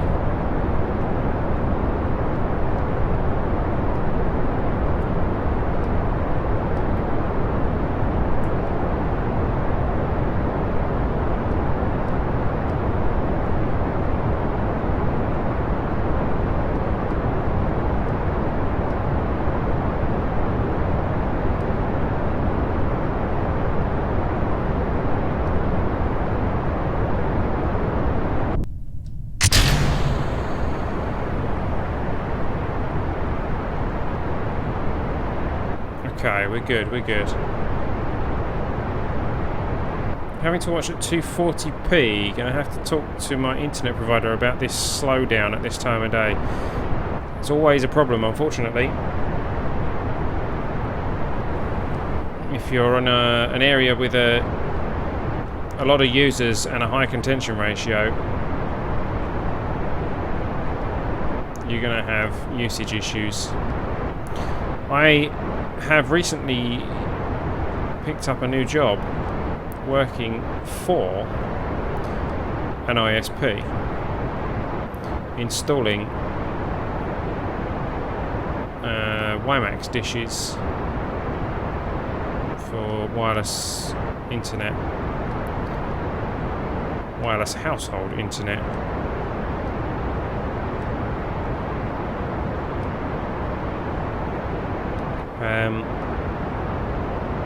Which is very popular over here on the Costa Blanca.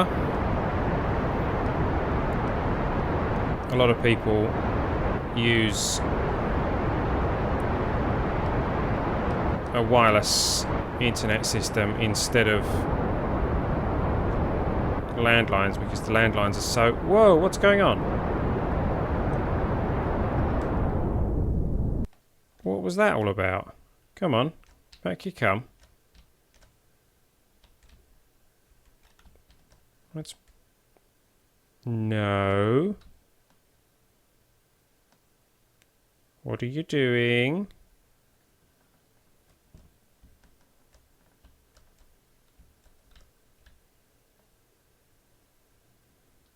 What?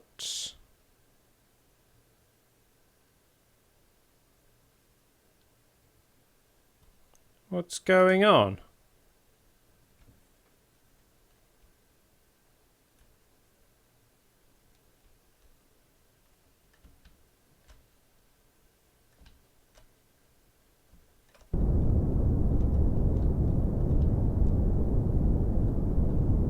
What? What are you doing? What is going on?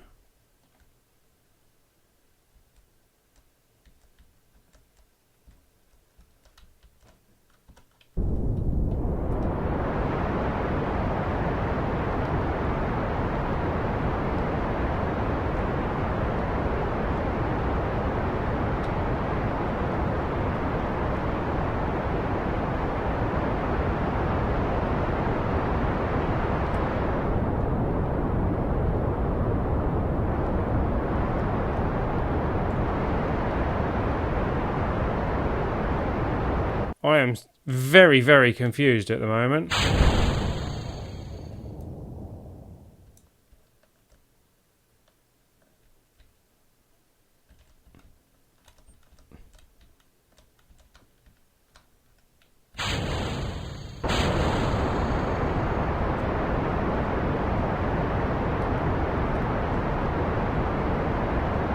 My controls are all messed up.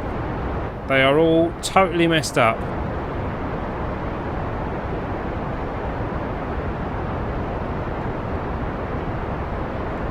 My Apo is...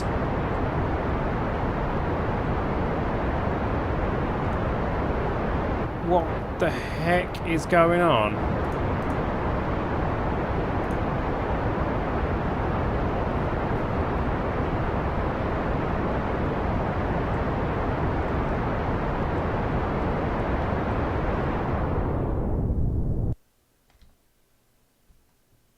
While burning, every key I press seems to be pointing my nose downwards.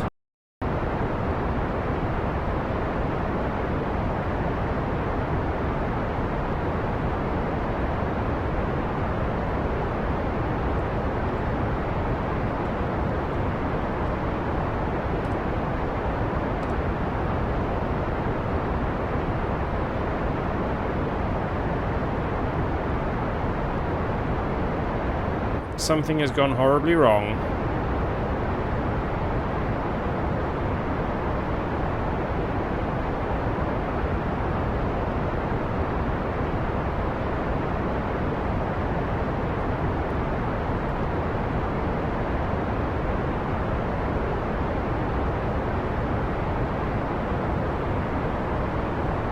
Look, my Apo is coming down while I'm burning directly upwards. Oh, no, it's going up now.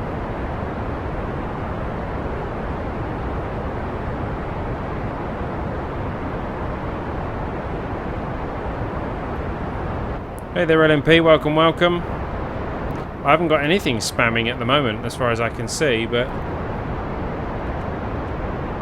Oh, and I can't do that either. Right. My Apo is now at 111.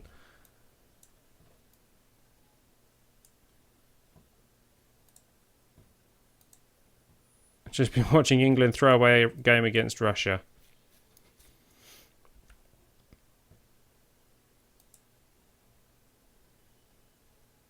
What's this? We've got successful stage recovery. A mighty roar of greetings to everyone else. And a mighty roar back, LMP. We are currently experiencing some very strange issues.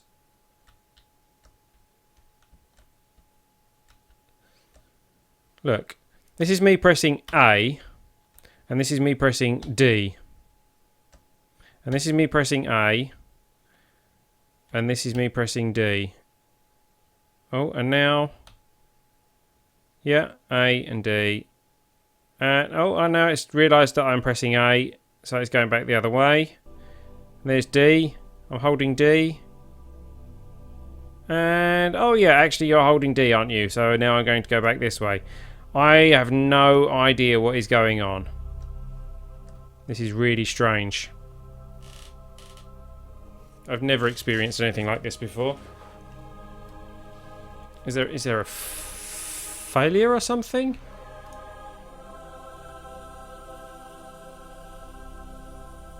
I mean, I think I was running the Dang It mod. I should be running the Dang It mod, actually. Where is the Dang It mod button? I should have a button for it. I haven't got any buttons either, have I?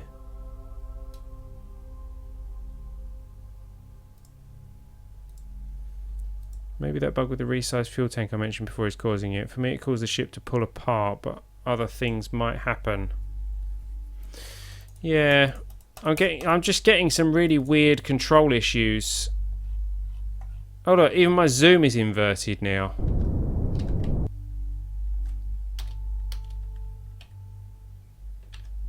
Something really weird is going on.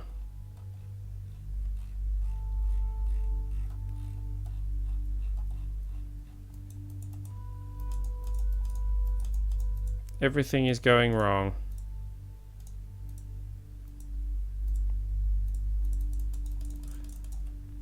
And now I've got lots of displays on the screen that I don't want.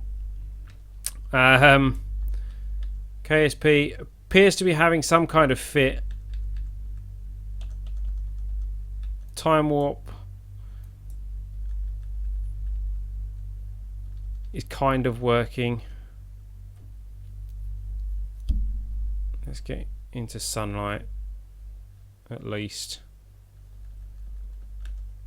Can I, if I go back to here, and it shows me everything going on at once. Extend panels. Extend panels. There we go. So we've got some electric charge coming in. We're pointing prograde.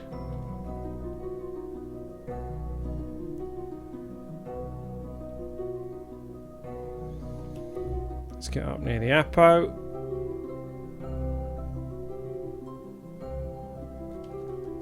And then let's burn to bring the Peri out.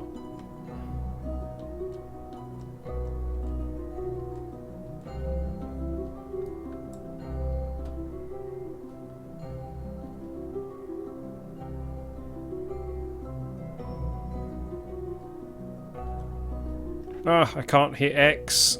Right. Okay, well, we're in orbit. The craft is safe. It's got vision of the sun. Very good vision of the sun. Where is the sun? There it is.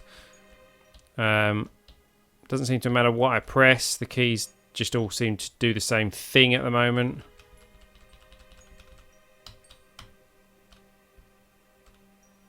There we go. So I'm going to leave this thing in orbit. I'm going to go back to the Space Center. And then I'm going to go back to it and see if that's fixed it.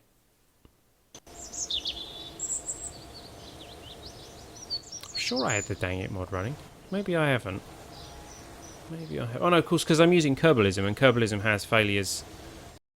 I didn't see any failures. And the other controls would still be working properly. Right, so let's go fly.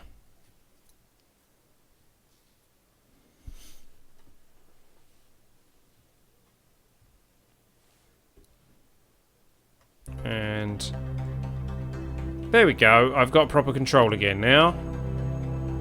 Oh, SAS was having a bit of a fit there, but okay. So, wasted a lot of fuel doing that. I've got a feeling we're not going to Minmus with this, mind you.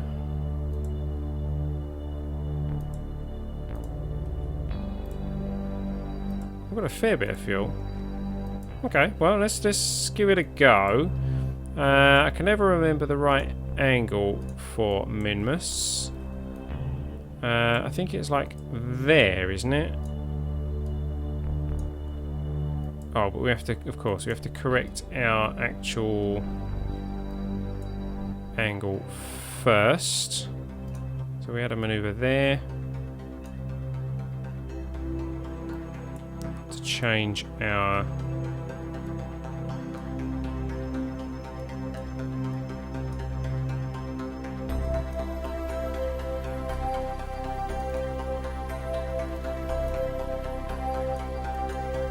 go. Change our angle of attack to 0.0. so that we would be level with Minmus and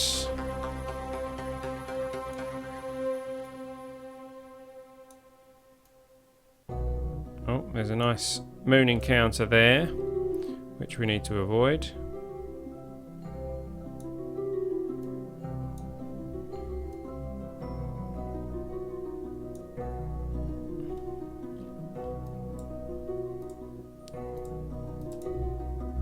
Ah, it's stolen my cursor again.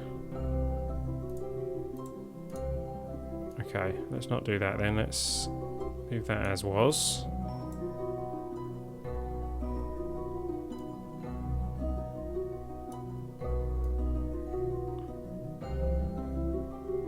That'll be about there. So, Perry. No, actually, we do kind of want that to be.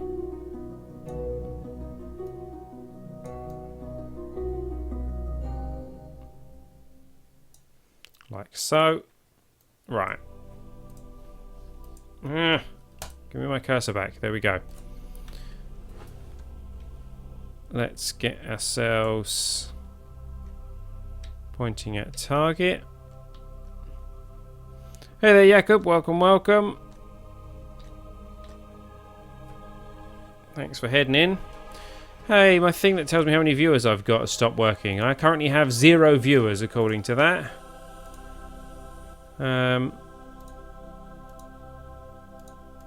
That's a bit strange. I have 0 viewers, some of whom are in the chat. Right, so we're pointing at target. We've got 9 minutes until the burn. It's only a short burn. Is the engine active? Of course it is, yeah, because we were using it. So speed up time.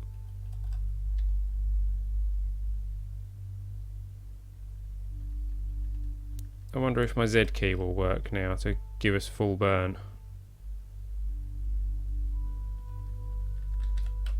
There's one way to find out.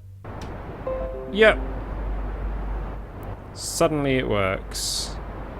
An update is ready to install. Thank you, Adobe Updater. You are a pain in the butt, as always.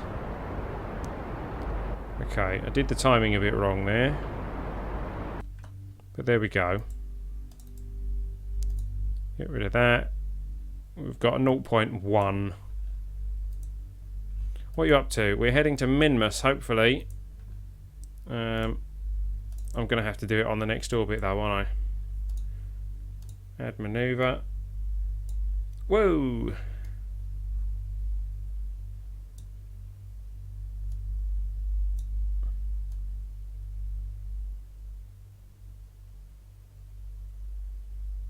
Maybe not, maybe not.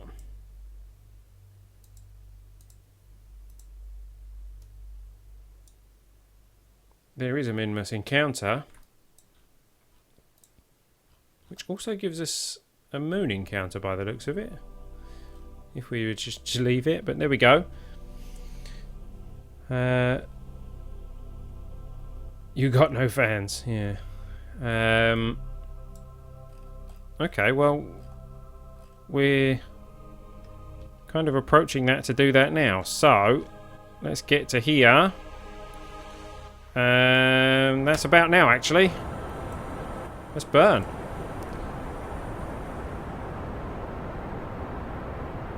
Oh, now what's going on? It's modified my maneuver and all sorts. Stupid mouse bug. Right, I'm just going to do it by eye.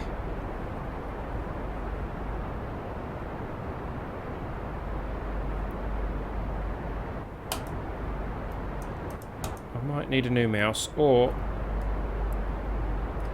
this is a KSP bug. I think it's a KSP bug.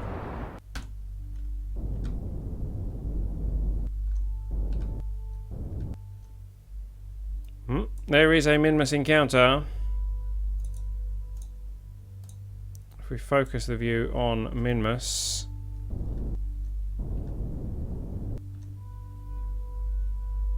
There is a Minmus periapsis of 165 kilometers. We're going to Minmus, guys.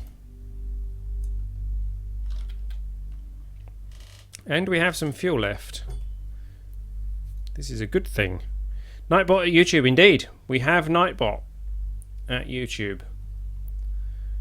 I discovered today that we can have Nightbot on YouTube. I haven't yet played around much with him. But he's here. He is here. You know the thing I was talking to you about, the line next to your name when you chat? I was talking about the thing that Nightbot has. The line next to your name when you chat. Switch from HTML5 player to Flash player gets better speeds. Fair enough.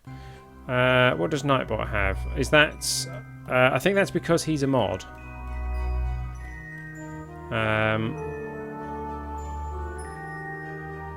I'm scrolling through the chat and it's scrolling through the staging on screen at the same time.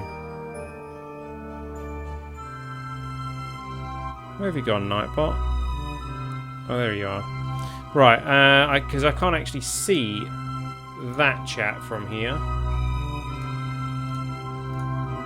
Because I'm using Restream to chat. So... Right, what I wanted to do anyway, as part of this actual stream, is find out how long it takes to get to Minmus.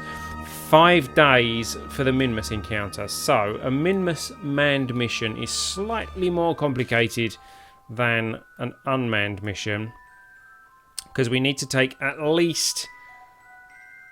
well, that would be 11 days worth of supplies. So 12 days, probably, of supplies. Maybe 13. Probably 13 days worth of supplies. So it would be, like a 2-week mission.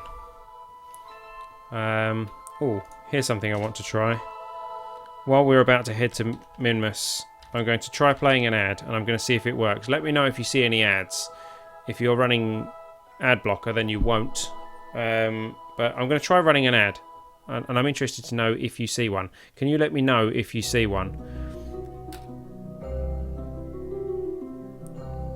See if this works.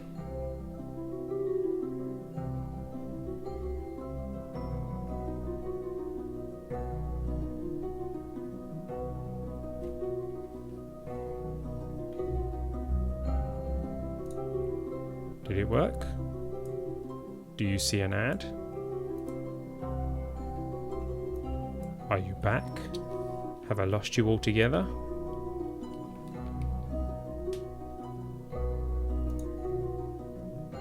Speak to me, people.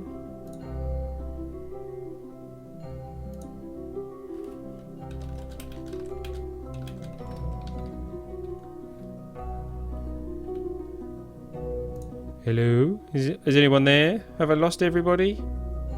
Has YouTube chat stopped working? Looks like YouTube chat might have stopped working. Hold on.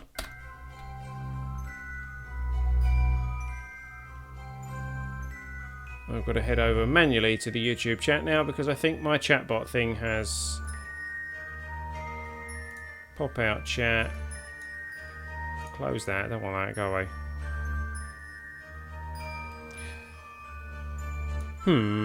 That's a bit strange.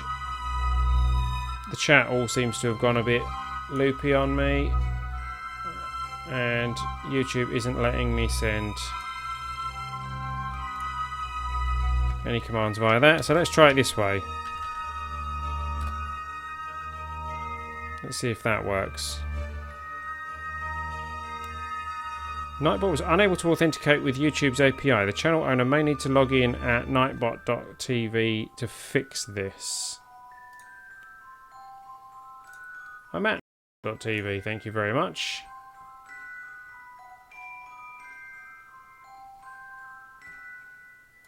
Can I have Dragon Mod?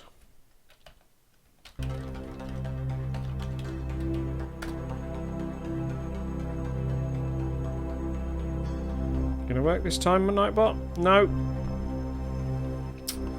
Okay. Let's try dashboard.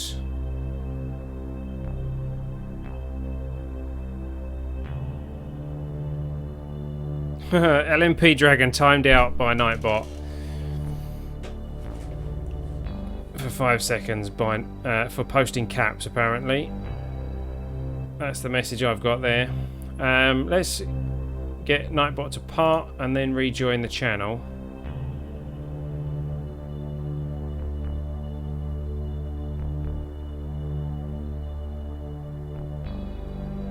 Nightbot was unable to authenticate.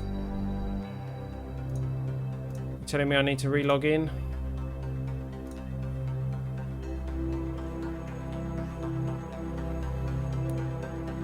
You are logged in, Nightbot.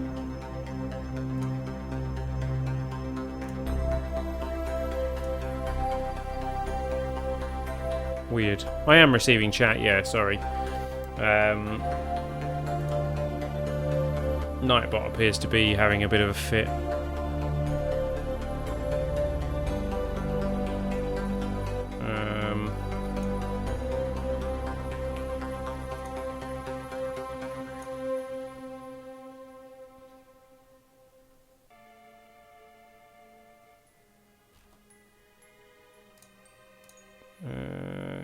Giveaways, no.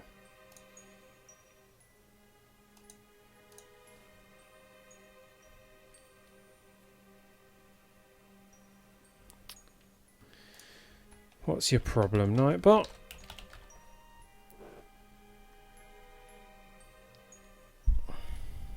Nope, Nightbot was unable to authenticate. Okay, looks like Nightbot can't do everything he's supposed to be doing. What if I try this? Let's go title. Come on, Nightbot. No. Why not, Nightbot? Why not?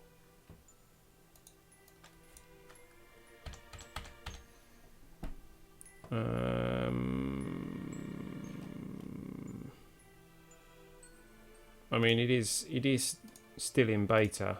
Let me try logging out and then log in again with YouTube. That one.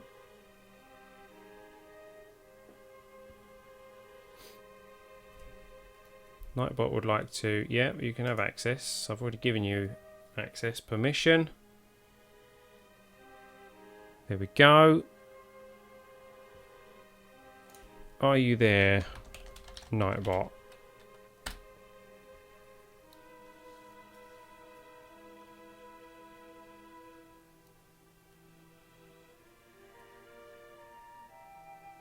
YouTube's API returned an error.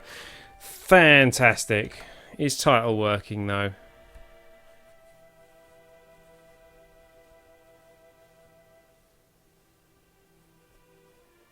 Anything? Come on, Nightbot. There we go. Okay, so it looks like Nightbot is back in the room. So I don't know what happened there. Welcome back, Nightbot. So let's speed up time. Oh, I don't want to be... There we go. Let's have a look at our craft. Well, let's speed up time. Let's head to Minmus. Whoop-ah. Ooh, electric charge. No electric charge, we lost control. Why not? Of course you got electric charge. What are you on about?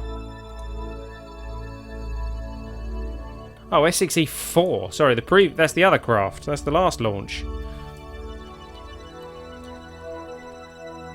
Don't do that to me, KSP. S06E04 batteries recharge system back online. Yeah, okay. You're going to do that to me, like...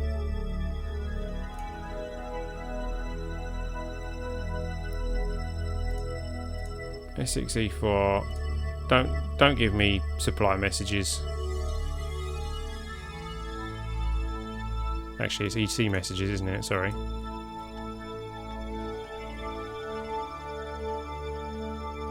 Okay, we are at Minmus. Let's get my cursor back. Let's head to the... Ooh, that was close. I almost zipped right past it there. Heading to the Perry. There we go. Get ourselves retrograde.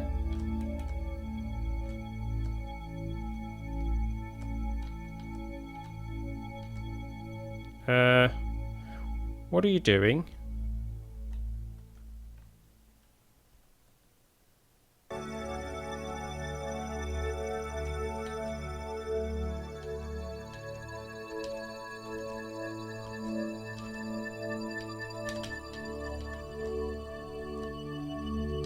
It's like I've got some kind of sticky keys on or something.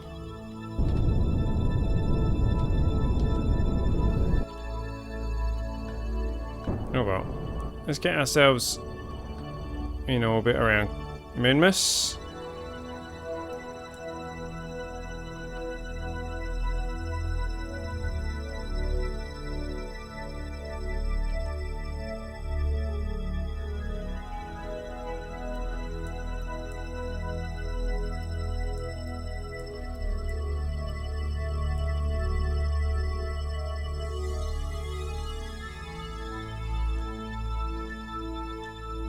.13 should be okay. Sun is that way. Where's Kerbin? Kerbin's over there. So we kind of want to be landing around here somewhere. We need communication with Kerbin. So yeah, we'll have to come around here somewhere. If I turn that off. Yeah, it's still doing it. I don't know what that's all about. No, that's no good.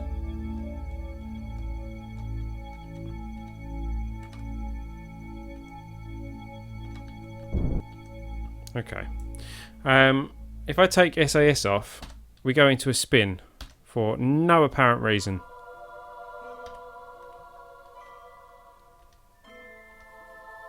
I don't know why. Our yaw is just going off to one side. Maybe I need to adjust the yaw.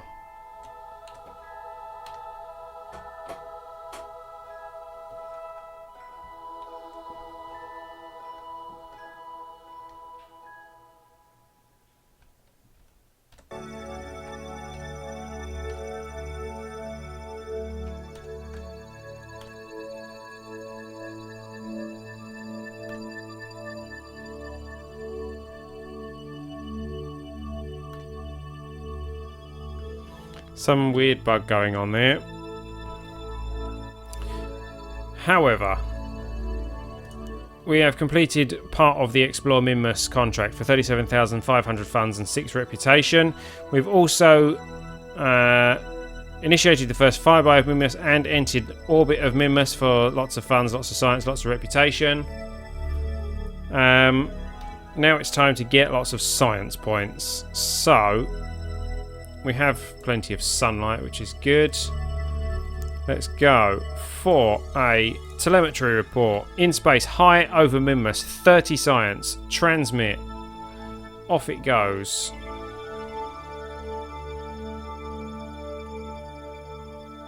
Fantastic. Temperature report. Log. Measuring the temperature of space appears to be quite impossible. Yeah, we've seen that message before. Transmit.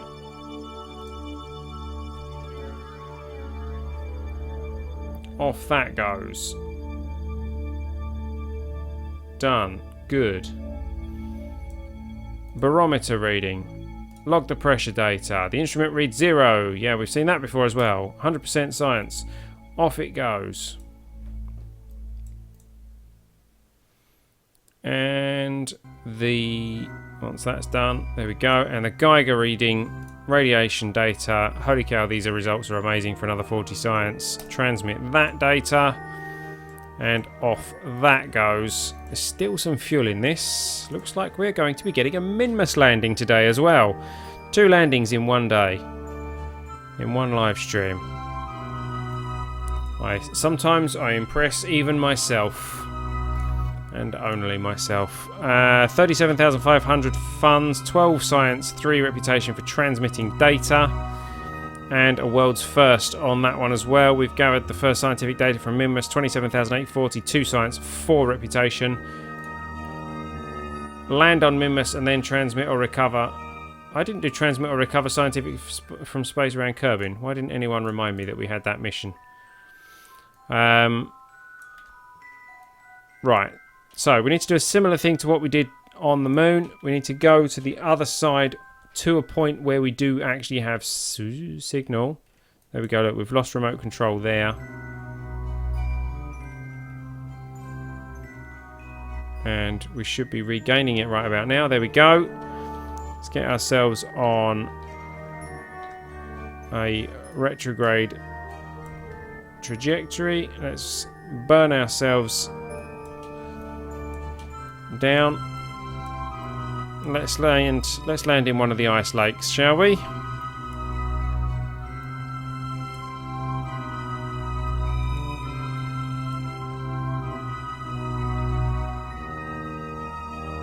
How about there-ish? Ah, give me my cursor back. Does this count as in space near Minmus? We're about to find out. Telemetry near Minmus. Yes. All values nominal. Transmit. Have we got? We're still pointing directly at the sun, which is good.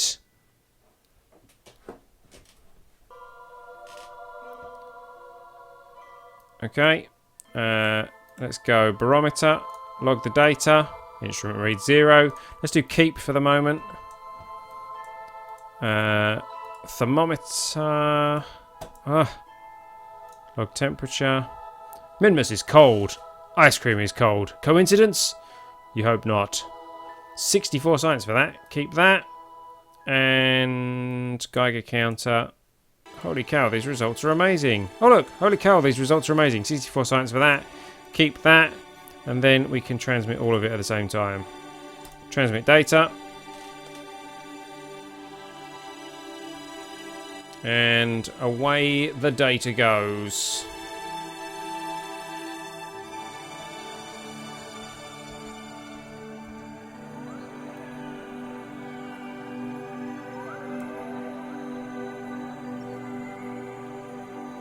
Is that all the data done? No. Still sending the Geiger counter data. Got another world's first. We've entered suborbital flight above Minmus. 58,000 funds, 4 science, 8 reputation. There we go. That's all that science sent. This is still full of fuel, which is good. You lost sound. I'm still transmitting sound.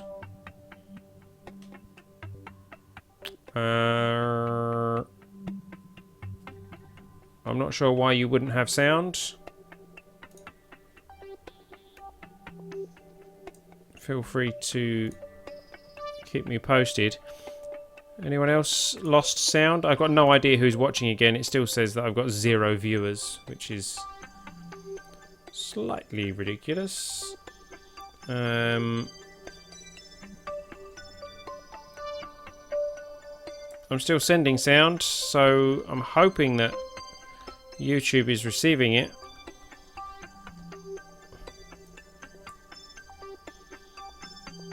Anyone else having sound issues? Please let me know, because I would like to know. Let's speed up time. Let's head towards Minmus. Frozen moose. Right, let's burn off some of this fuel. Mind you, that's going to change our landing spot, isn't it? Let's speed things up until we're over the ice lake. There we go.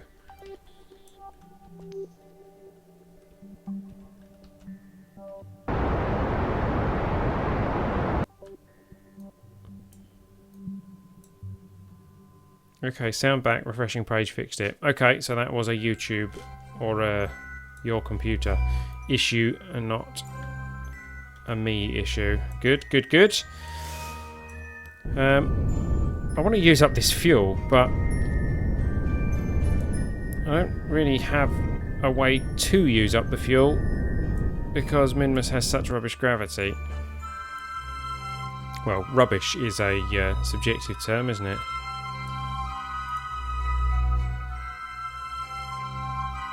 See, we are heading downwards. I can stop relatively easily.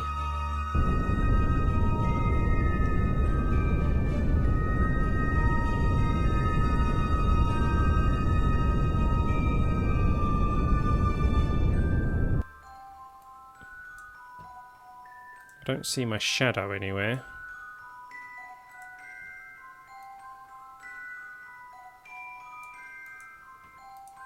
If anyone spots my shadow, please let me know.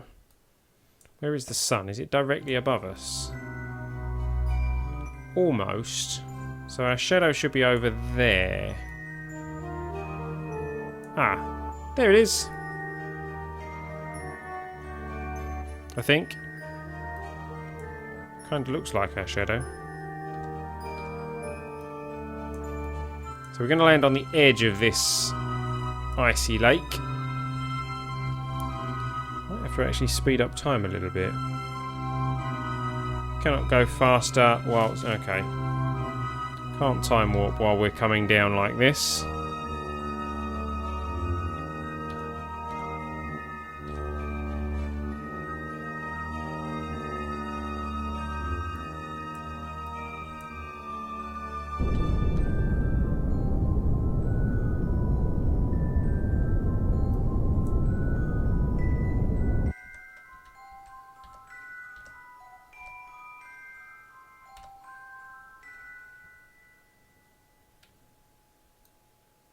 I think I'm going to have to just, like, drop these engines because I don't want them.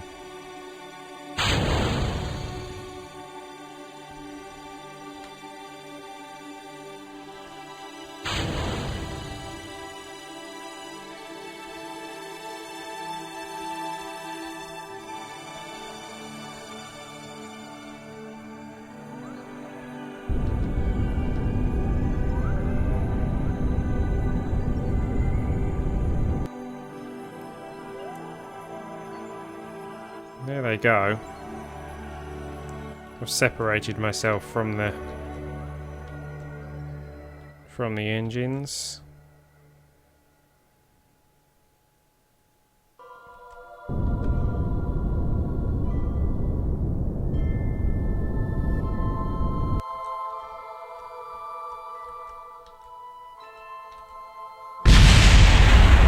There we go.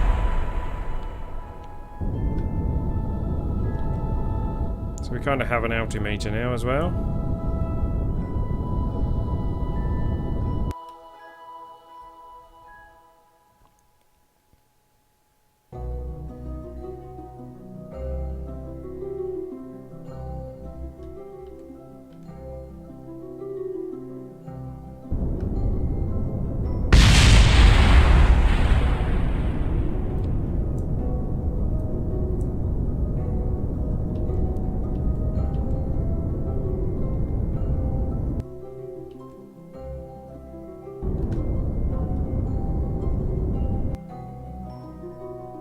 Signal lost.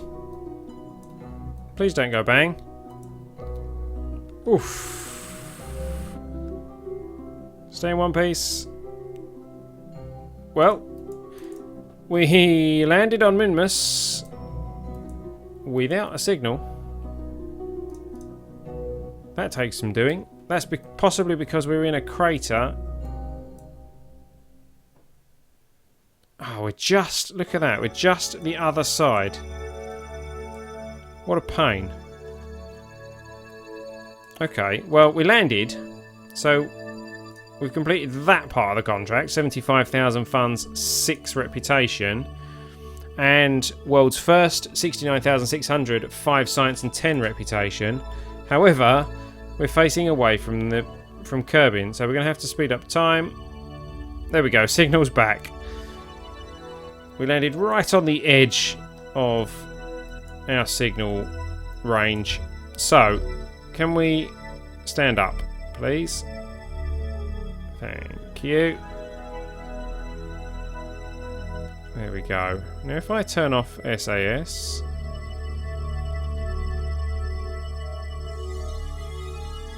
We don't still have the weird yaw thing, do we? Are we sitting stable?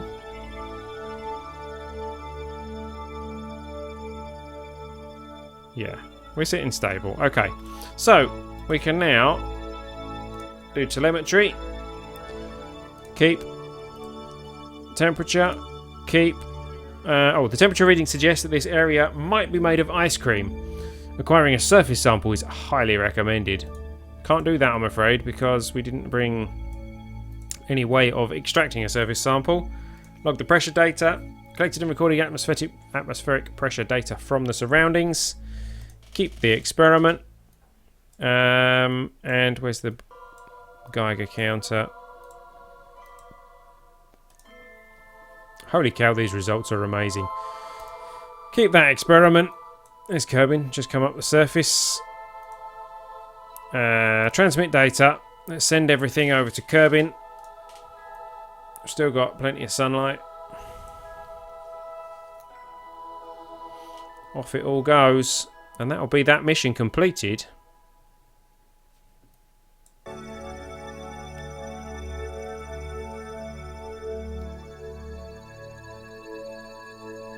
Let's get all the data uploaded. Come on.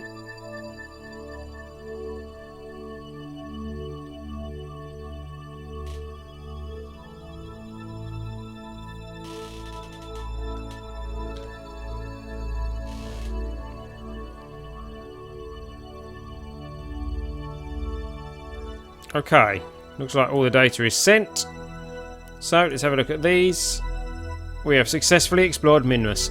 431,250 funds and 31 reputation, and 37,500 funds, 12 science, and 3 reputation for sending the scientific data. Fantastic. So we've still got a lot of fuel left. This thing could do a few extra hops.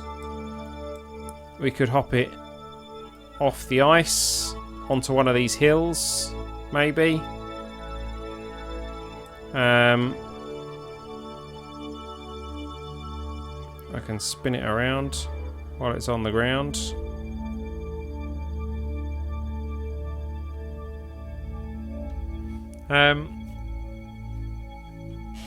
Where are we here? I mean, that would be Highlands, I'm guessing, up there. Or would that be Midlands? I don't know.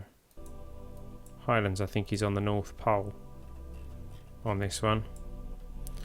I could set it in a polar orbit and set it as a relay, couldn't I? That would be a good idea. I think we might do that. So if I take off and head north, yeah, let's do that. Let's spin us around. Let's take off and go north. Ooh, there we go. I'm going to try and put this thing back in orbit, and we'll put it in a polar orbit, and we will use it as a relay. So let's take off. And immediately... Oh, let's turn the SAS on. That'll help.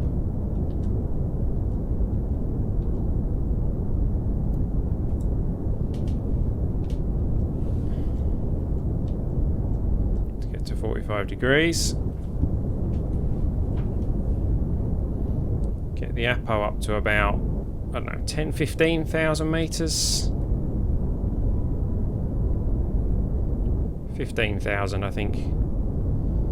In fact, the higher the better, really, because let's get it nice and high. Let's get it to like 30. There we go. Because if we have a nice high orbit, it will stay in communication a bit better, won't it? Even though it's going to go in the dark side over here, isn't it?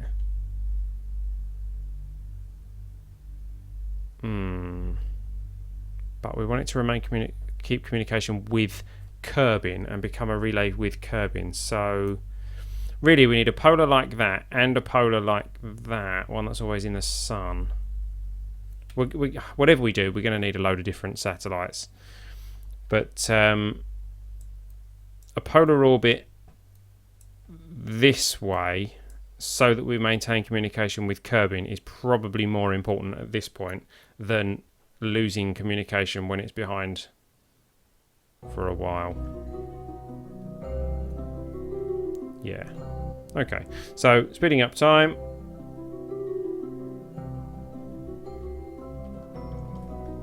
Let's have us pointing.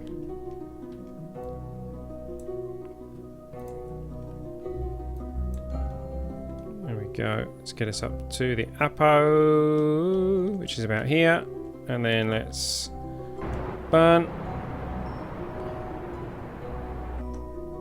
There we go. So we got it back in orbit. 29 by 38. Meh, not too worried about that side of things. But let's go for enable relay. Does it use more power if I extend it?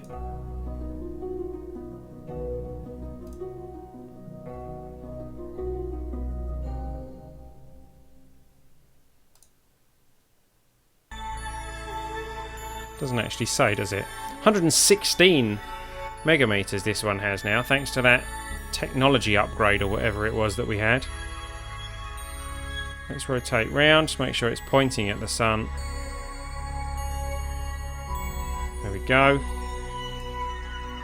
Lovely. We now have a satellite and a relay station around Minmus. That's pretty cool. So we could, in theory, relay communications now. Oh, let's blink. We could relay communications back from Kerbin back to the dark side of the moon, if that happened to be useful.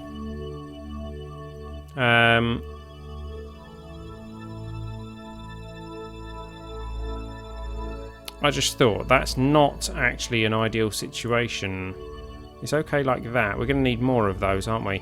Because as Minmus goes round, yeah, we should actually have it in a polar orbit so that it's facing the sun like that, so that it always has power.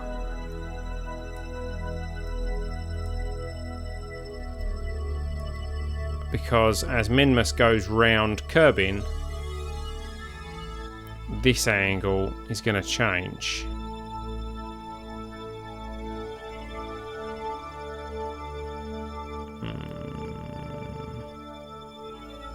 But then the sun's angle is going to change as well, isn't it? Oh, I don't know, because as it goes around the sun, that's all going to change. Oh, who cares? We've got a relay station around Minmus. Having one and not having one, given the choices, I would go with having one. He's on the moon. Who's on the moon? I'm not on the moon. This is the Minmus. There is someone on the moon. There is a probe on the moon. But there we go. So, let's head back to the Space Center and find out how we're doing. It's got enough to put it at the edge of the Kerbal system. It kind of has, actually. We could take it out of orbit of Minmus and put it just in a big orbit.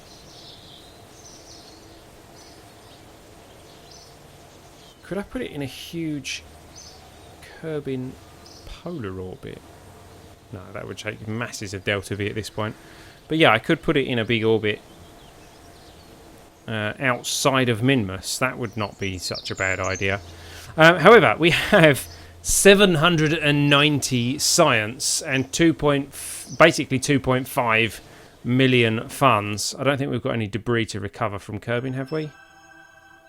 Landed at Minmus. No, okay. So 790 science to spend. That's a lot of science. If I remember right, Kerbin's influence is around 60 megameters or 80 megameters. Yeah, I think so. And it's got a range of 116, so that's, that's pretty good.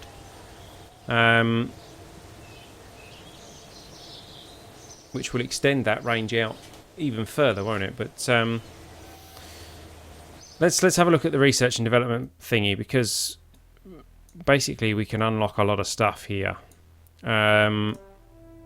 heavier rocketry gives us the mainsail and the twin-bore liquid fuel engine. That's going to be useful for bigger launches, particularly manned launches. Actually, yeah, let's go for that straight away, I think. It's 160 science, but it's definitely worth it. And it leads towards the nuclear engines as well, as does this one, which on its own doesn't give us a huge amount. It gives us the RCS fuel tanks and things, and the connector port. It also gives the procedural RCS tank and the brand adapter 2.5 to 1.25. Which would have been... Oh no, 1.25. No, that's not what we needed on this mission, was it? This one... I'm not too fussed about those engines. The Separatrons would be nice. And the Toroidal would probably be quite nice as well. But I'm not too fussed about these engines. So let's leave those for the moment. Specialised construction. Is the Clampertron docking port. The 2.5 metre fairings. Container from the inside of a ship and remove the need to go EVA to access spare hardware. However, as it is pressurized, it has an extreme mass compared to other containers and doesn't have a dedicated mount. Right, okay, so that's just a storage thing. Stack separator. The bicoupler could be useful. Actuators, asteroid sounding experiment, and the advanced grabbing unit. Supersonic flight. Could maybe go for the supersonic flight one again, because that gives us the Panther afterburner, which was a fantastic engine. I loved that. Which actually then leads us to high altitude flight as well, which gives us the twin turbofan engine.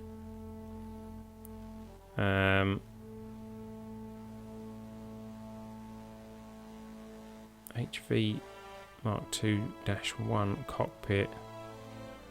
Divert the supersonic intake.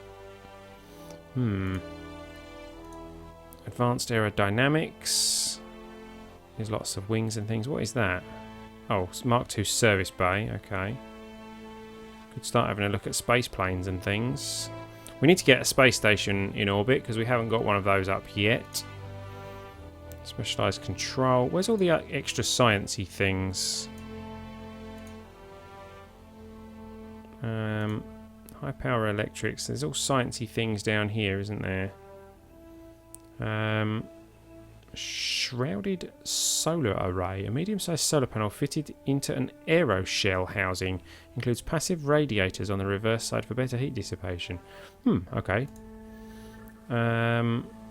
Science hard drive. Communiton 8888 will be handy for relays. The HG55.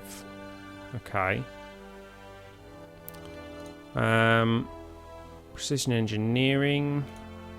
Advanced exploration. What's that? Mobile processing lab, and some more planetary stuff that we can land with. Ladders. Yeah, that's all useful stuff. Hi there, Jakob. My internet died. Oh, that sucks. Glad that you're back. 630 we've got to spend, so we can probably unlock. What's that? 4 things. I'm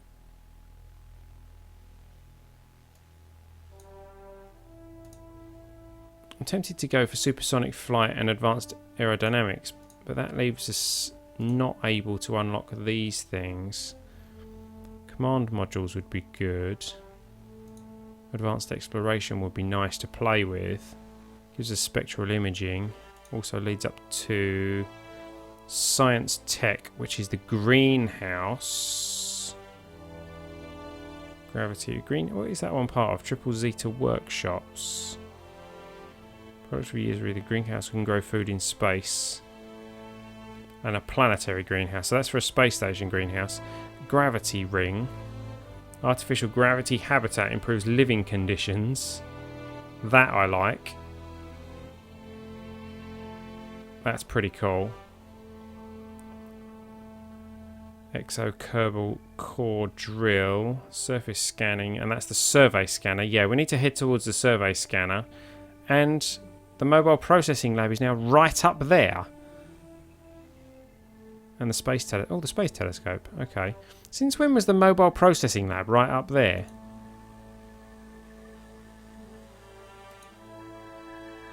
I'm sure it was like down. It used to be down here, didn't it? Oh well, let's go for advanced exploration then. Oh, we could spend 300 to unlock that now. Means we only get to unlock one other node down here, but that gives us a survey scanner, which would be nice. Space telescope, K&K greenhouse container, small greenhouse to grow supplies your Kerbals need. Small container version is fully automated but has lower efficiency than its big brother. That could be handy for Minmus missions, couldn't it? A Minmus space station with a greenhouse container in it.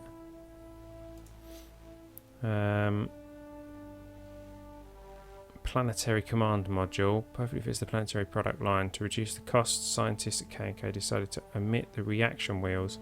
Stationary base on the ground doesn't need reaction wheels, right? Correct.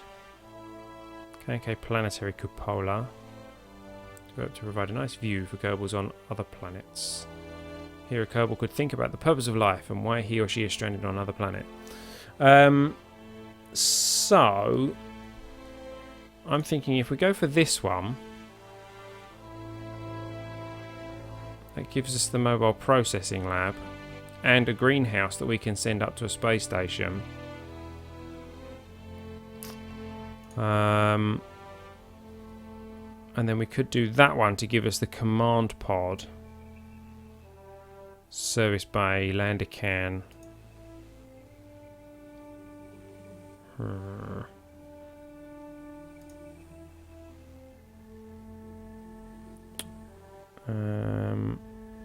I think they were upgrading my Wi-Fi connection because it's really good.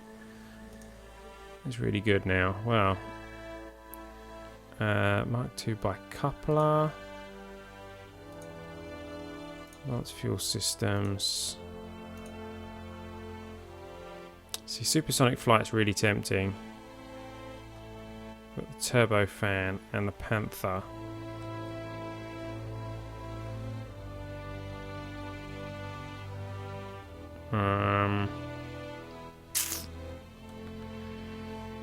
Oh, I don't know what to do because I really want to get all the sciencey stuff as well. I think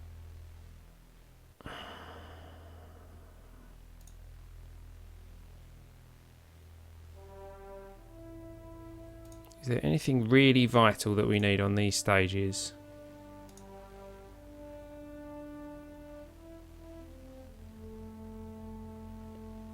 Can you make colonies on planets? Yes, indeed we can. That's what one of the mods is all about. Actuators we don't need. Docking ports would be handy if we were planning on doing a space station at any point.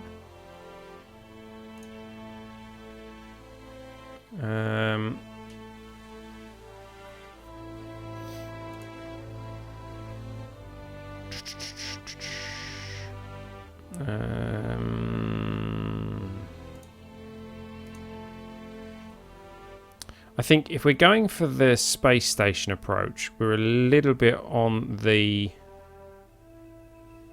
early side for that.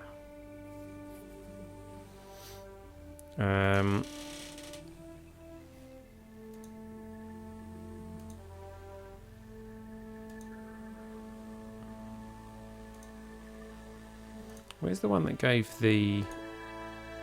Oh, that gives us that greenhouse and the little greenhouse. And the planetary greenhouse. And the gravity ring. The artificial gravity ring.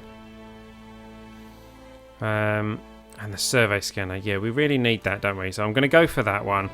We've access to more efficient CO2 scrubbers now. Our research efforts are paying off after all. Okay, so the CO2 scrubbers, which we haven't used yet, are now improved as well. So I think we're going to be looking at a space station. That's going to be where we're heading at after this. this is for planetary bases. So for the moment, we won't worry too much about that one. Let's have a look at what we need for a base, a space station rather. Like this, the docking port. So let's unlock the docking ports. There we go. So that will then give us access to composites, which is micro goo containment pod from D-Magic. Gives us all the elbows and the joiners and all this kind of thing for planetary base. K&K garage cover or garage cover. For me, I picked up the station science mod, so beyond refueling stations have more use. Yeah, I might add the station science. I've had it before. I think I had it in series 5. No, I had it in series 4, I think, and ditched it in series 5. And I'm thinking for series 6 we might need to put it back to give the stations a bit more use. What's this? Advanced Metalworks, winch, base separator. Okay, corridor docking port, stack separator, clampatron, Mark III clampatron. Okay, Mark III shielded docking port. Okay, and then this one up here, the large volume containment, is just storage stuff. Okay. Hey there, Sheaf. Haven't seen you for a while. Welcome, welcome. Joining us on Twitch. We are on Twitch, YouTube, and Hitbox now. Okay, so we've spent all our science. We haven't spent all our funds, but hopefully we don't want to spend all of our funds. I think we will go back to the Minmus probe, and we will, rather than have it as a Minmus probe, we will set it in a... We'll get it out of the orbit of Minmus, and we will... Can you make a colony on a planet? I will indeed. I do plan on making a colony on a planet, but I'm not going to be doing that this evening. I'm going to take us out of orbit of Minmus, and we'll just use this as a relay station.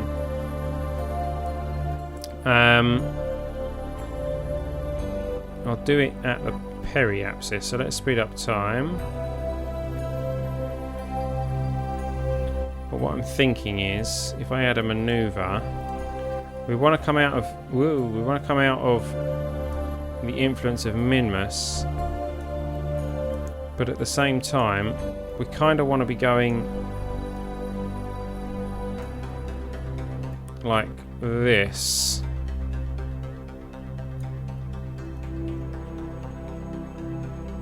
No, not like that.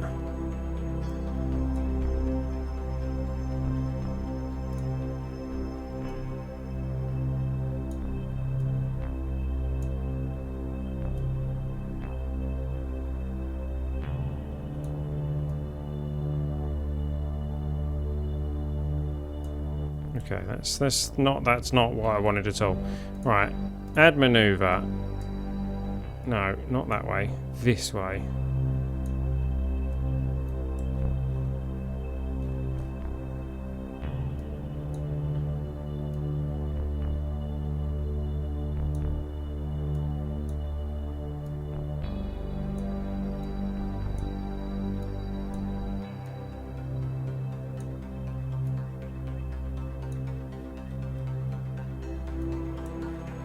There we go. But then I also want to... Okay, let's burn so that we end up there. There we go. Way out here somewhere, which will be a Kerbal Apo of 50, and then we can burn from there. To get Science Station, also look at Station Science Expanded. It uses the Station Science module, so it's a small mod. Okay. I think I will look at adding Station Science because it is a good mod. I do enjoy the little science experiments that adds, and if we're going to look at space stations and things, I think it's well worthwhile. So, where is our target from where we are? No idea on the actual timing, but Here we go. We're coming up to Perry. Coming up to the target. Must be about time to burn.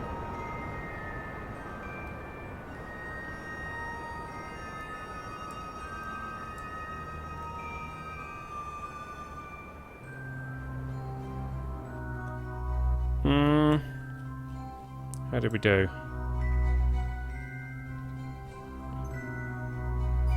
Apo at 50. 51. I mean, we've got a range of like 116, is it?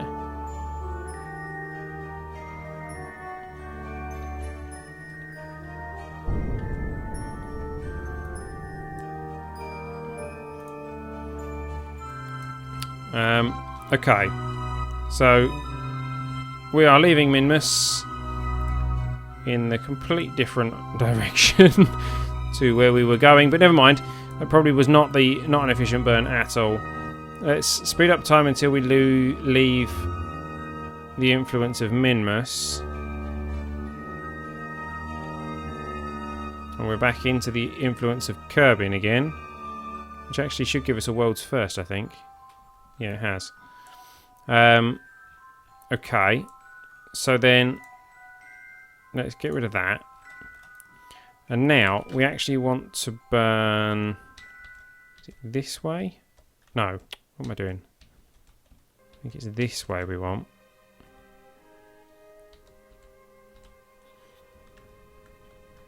Nope. I always do it the wrong way. Let's go to here.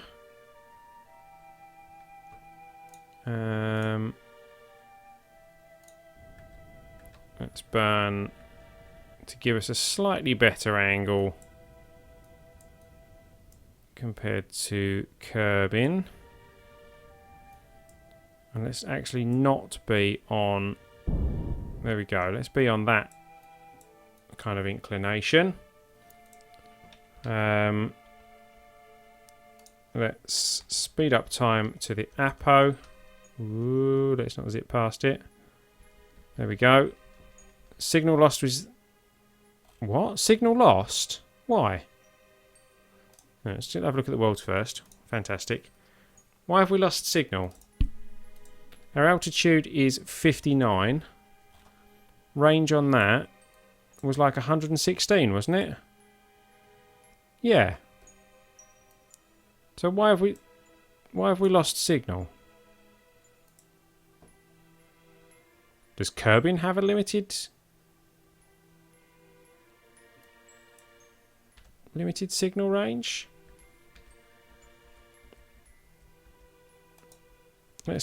Okay, so let's time walk past our Apo then and see. Oh, signal is back. Okay. That was weird.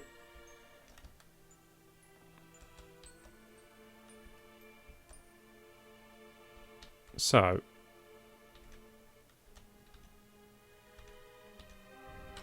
Let's burn at the Apo. Moon is in the way. Of course it was. Sorry. Right. So, we want the Perry to be also around the 60 mark. In fact, we probably want it higher. Let's push us right out. Let's go to like 100. Oh, no, can't do that. Okay. So, the extent is about 80. So, let's go. Let's bring us back in to 80-ish. There we go, 79.5. I mean, that'll do for now. I know it's not circular. I'll fix that at some point. But there we go. We have, you know, that's a relay station. Whoop. Let's just check that the relay is enabled. Yes, it is. Transmit data, have we got any? No, okay. Incidentally, can we get any? We can. In space high over Kerbin, okay. Of course, yeah. We actually need that. We had a mission for that, didn't we? There we go. That's our contract complete as well. Fantastic. Still facing the sun. Yep. Good. So there we go. That is job well done. We have a relay station that will have contact with Kerbin at most times and will give us dark side contact, hopefully, with the moon and Kerbin at some times where we wouldn't otherwise have it. Hey there, Mingdao Kalhi. Not sure how you pronounce that quite. So there we go. Everything is hunky-doreen. Still having some weird control issues. Still losing my mouse cursor every so often. Hopefully that is just a weird bug that we're experiencing today and not an indication that my mouse is dying. So there we go. Let's head back to the Space Center. I don't think we got any spectacular amounts of science or anything from that.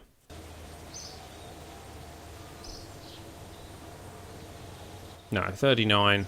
We're over 2.5 million in funds now, though, so that's good. Anything we need to upgrade? Action groups would be nice. Likewise with the space plane hangar. That would be 800,000 funds. I mean, we can do that. Let's do that. Let's upgrade that. Upgrade that. There we go. We have a full-size vehicle assembly building and a full-size spaceplane hangar. Tracking station, what does that give us? Oh, unowned object tracking. Let's unlock that as well. There we go. We have the full-size tracking station now as well. And we've still only got the basic administration building. We did upgrade. We've got level 2.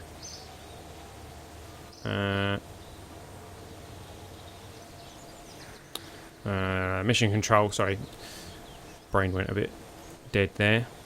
845,000 to upgrade that. We can do without that for the moment. What does that give us? Just unlimited active Kerbals. That's fine. We haven't hit any limits on that yet. The nicer runway would be nice, actually. Just because it's flatter and easier to fly along. So we'll upgrade that. And I think that'll do for now. I think... I mean, we could upgrade that. Oh, yeah, let's do that anyway. There we go. So we've got the full-blown launch pad now as well. These ones can wait. We need to keep hold of the funds. We're back down to a million funds. If we're going to do some big launches, we're possibly going to make some mistakes. We need the backup funds. But I think this is actually the furthest upgraded Space Center I've had in any series. And we're only on episode 4 in this series. Reason for that is the difficulty settings that I picked at the start, and that was the reason I picked those difficulty settings at the start, because I wanted us to progress through the progression side of things relatively quickly and not get stuck and have to do a load of grinding and horrible missions that we don't really want to do, and all those part testing missions and things like that. Stuff that's not really interesting to see. I wanted us to get into the good meaty stuff as quick as possible. So that's my plan has worked. We still have an element of difficulty, but it's enjoyable still, and it's good for you guys to watch. And having said that, it is time for you guys to stop watching, because that is going to be where I'm going to call it for this evening. It has been a good stream. Thank you for watching, everybody. I hope you've enjoyed it. If you have enjoyed it, please don't forget to hit the like button. Don't forget to subscribe if you haven't done so already. As Nightbot has just said in the chat, if you are able to offer us some financial support via ellitopia.com/support, then you can have your very own Ellitopian supporter badge, as you can see on the screen, with your own name emblazoned across the top. There are also some other rewards available there, including getting your Kerbal put into our series. and you know, getting a character put into any other series that we start soon. I'm possibly looking at a RimWorld series soon-ish.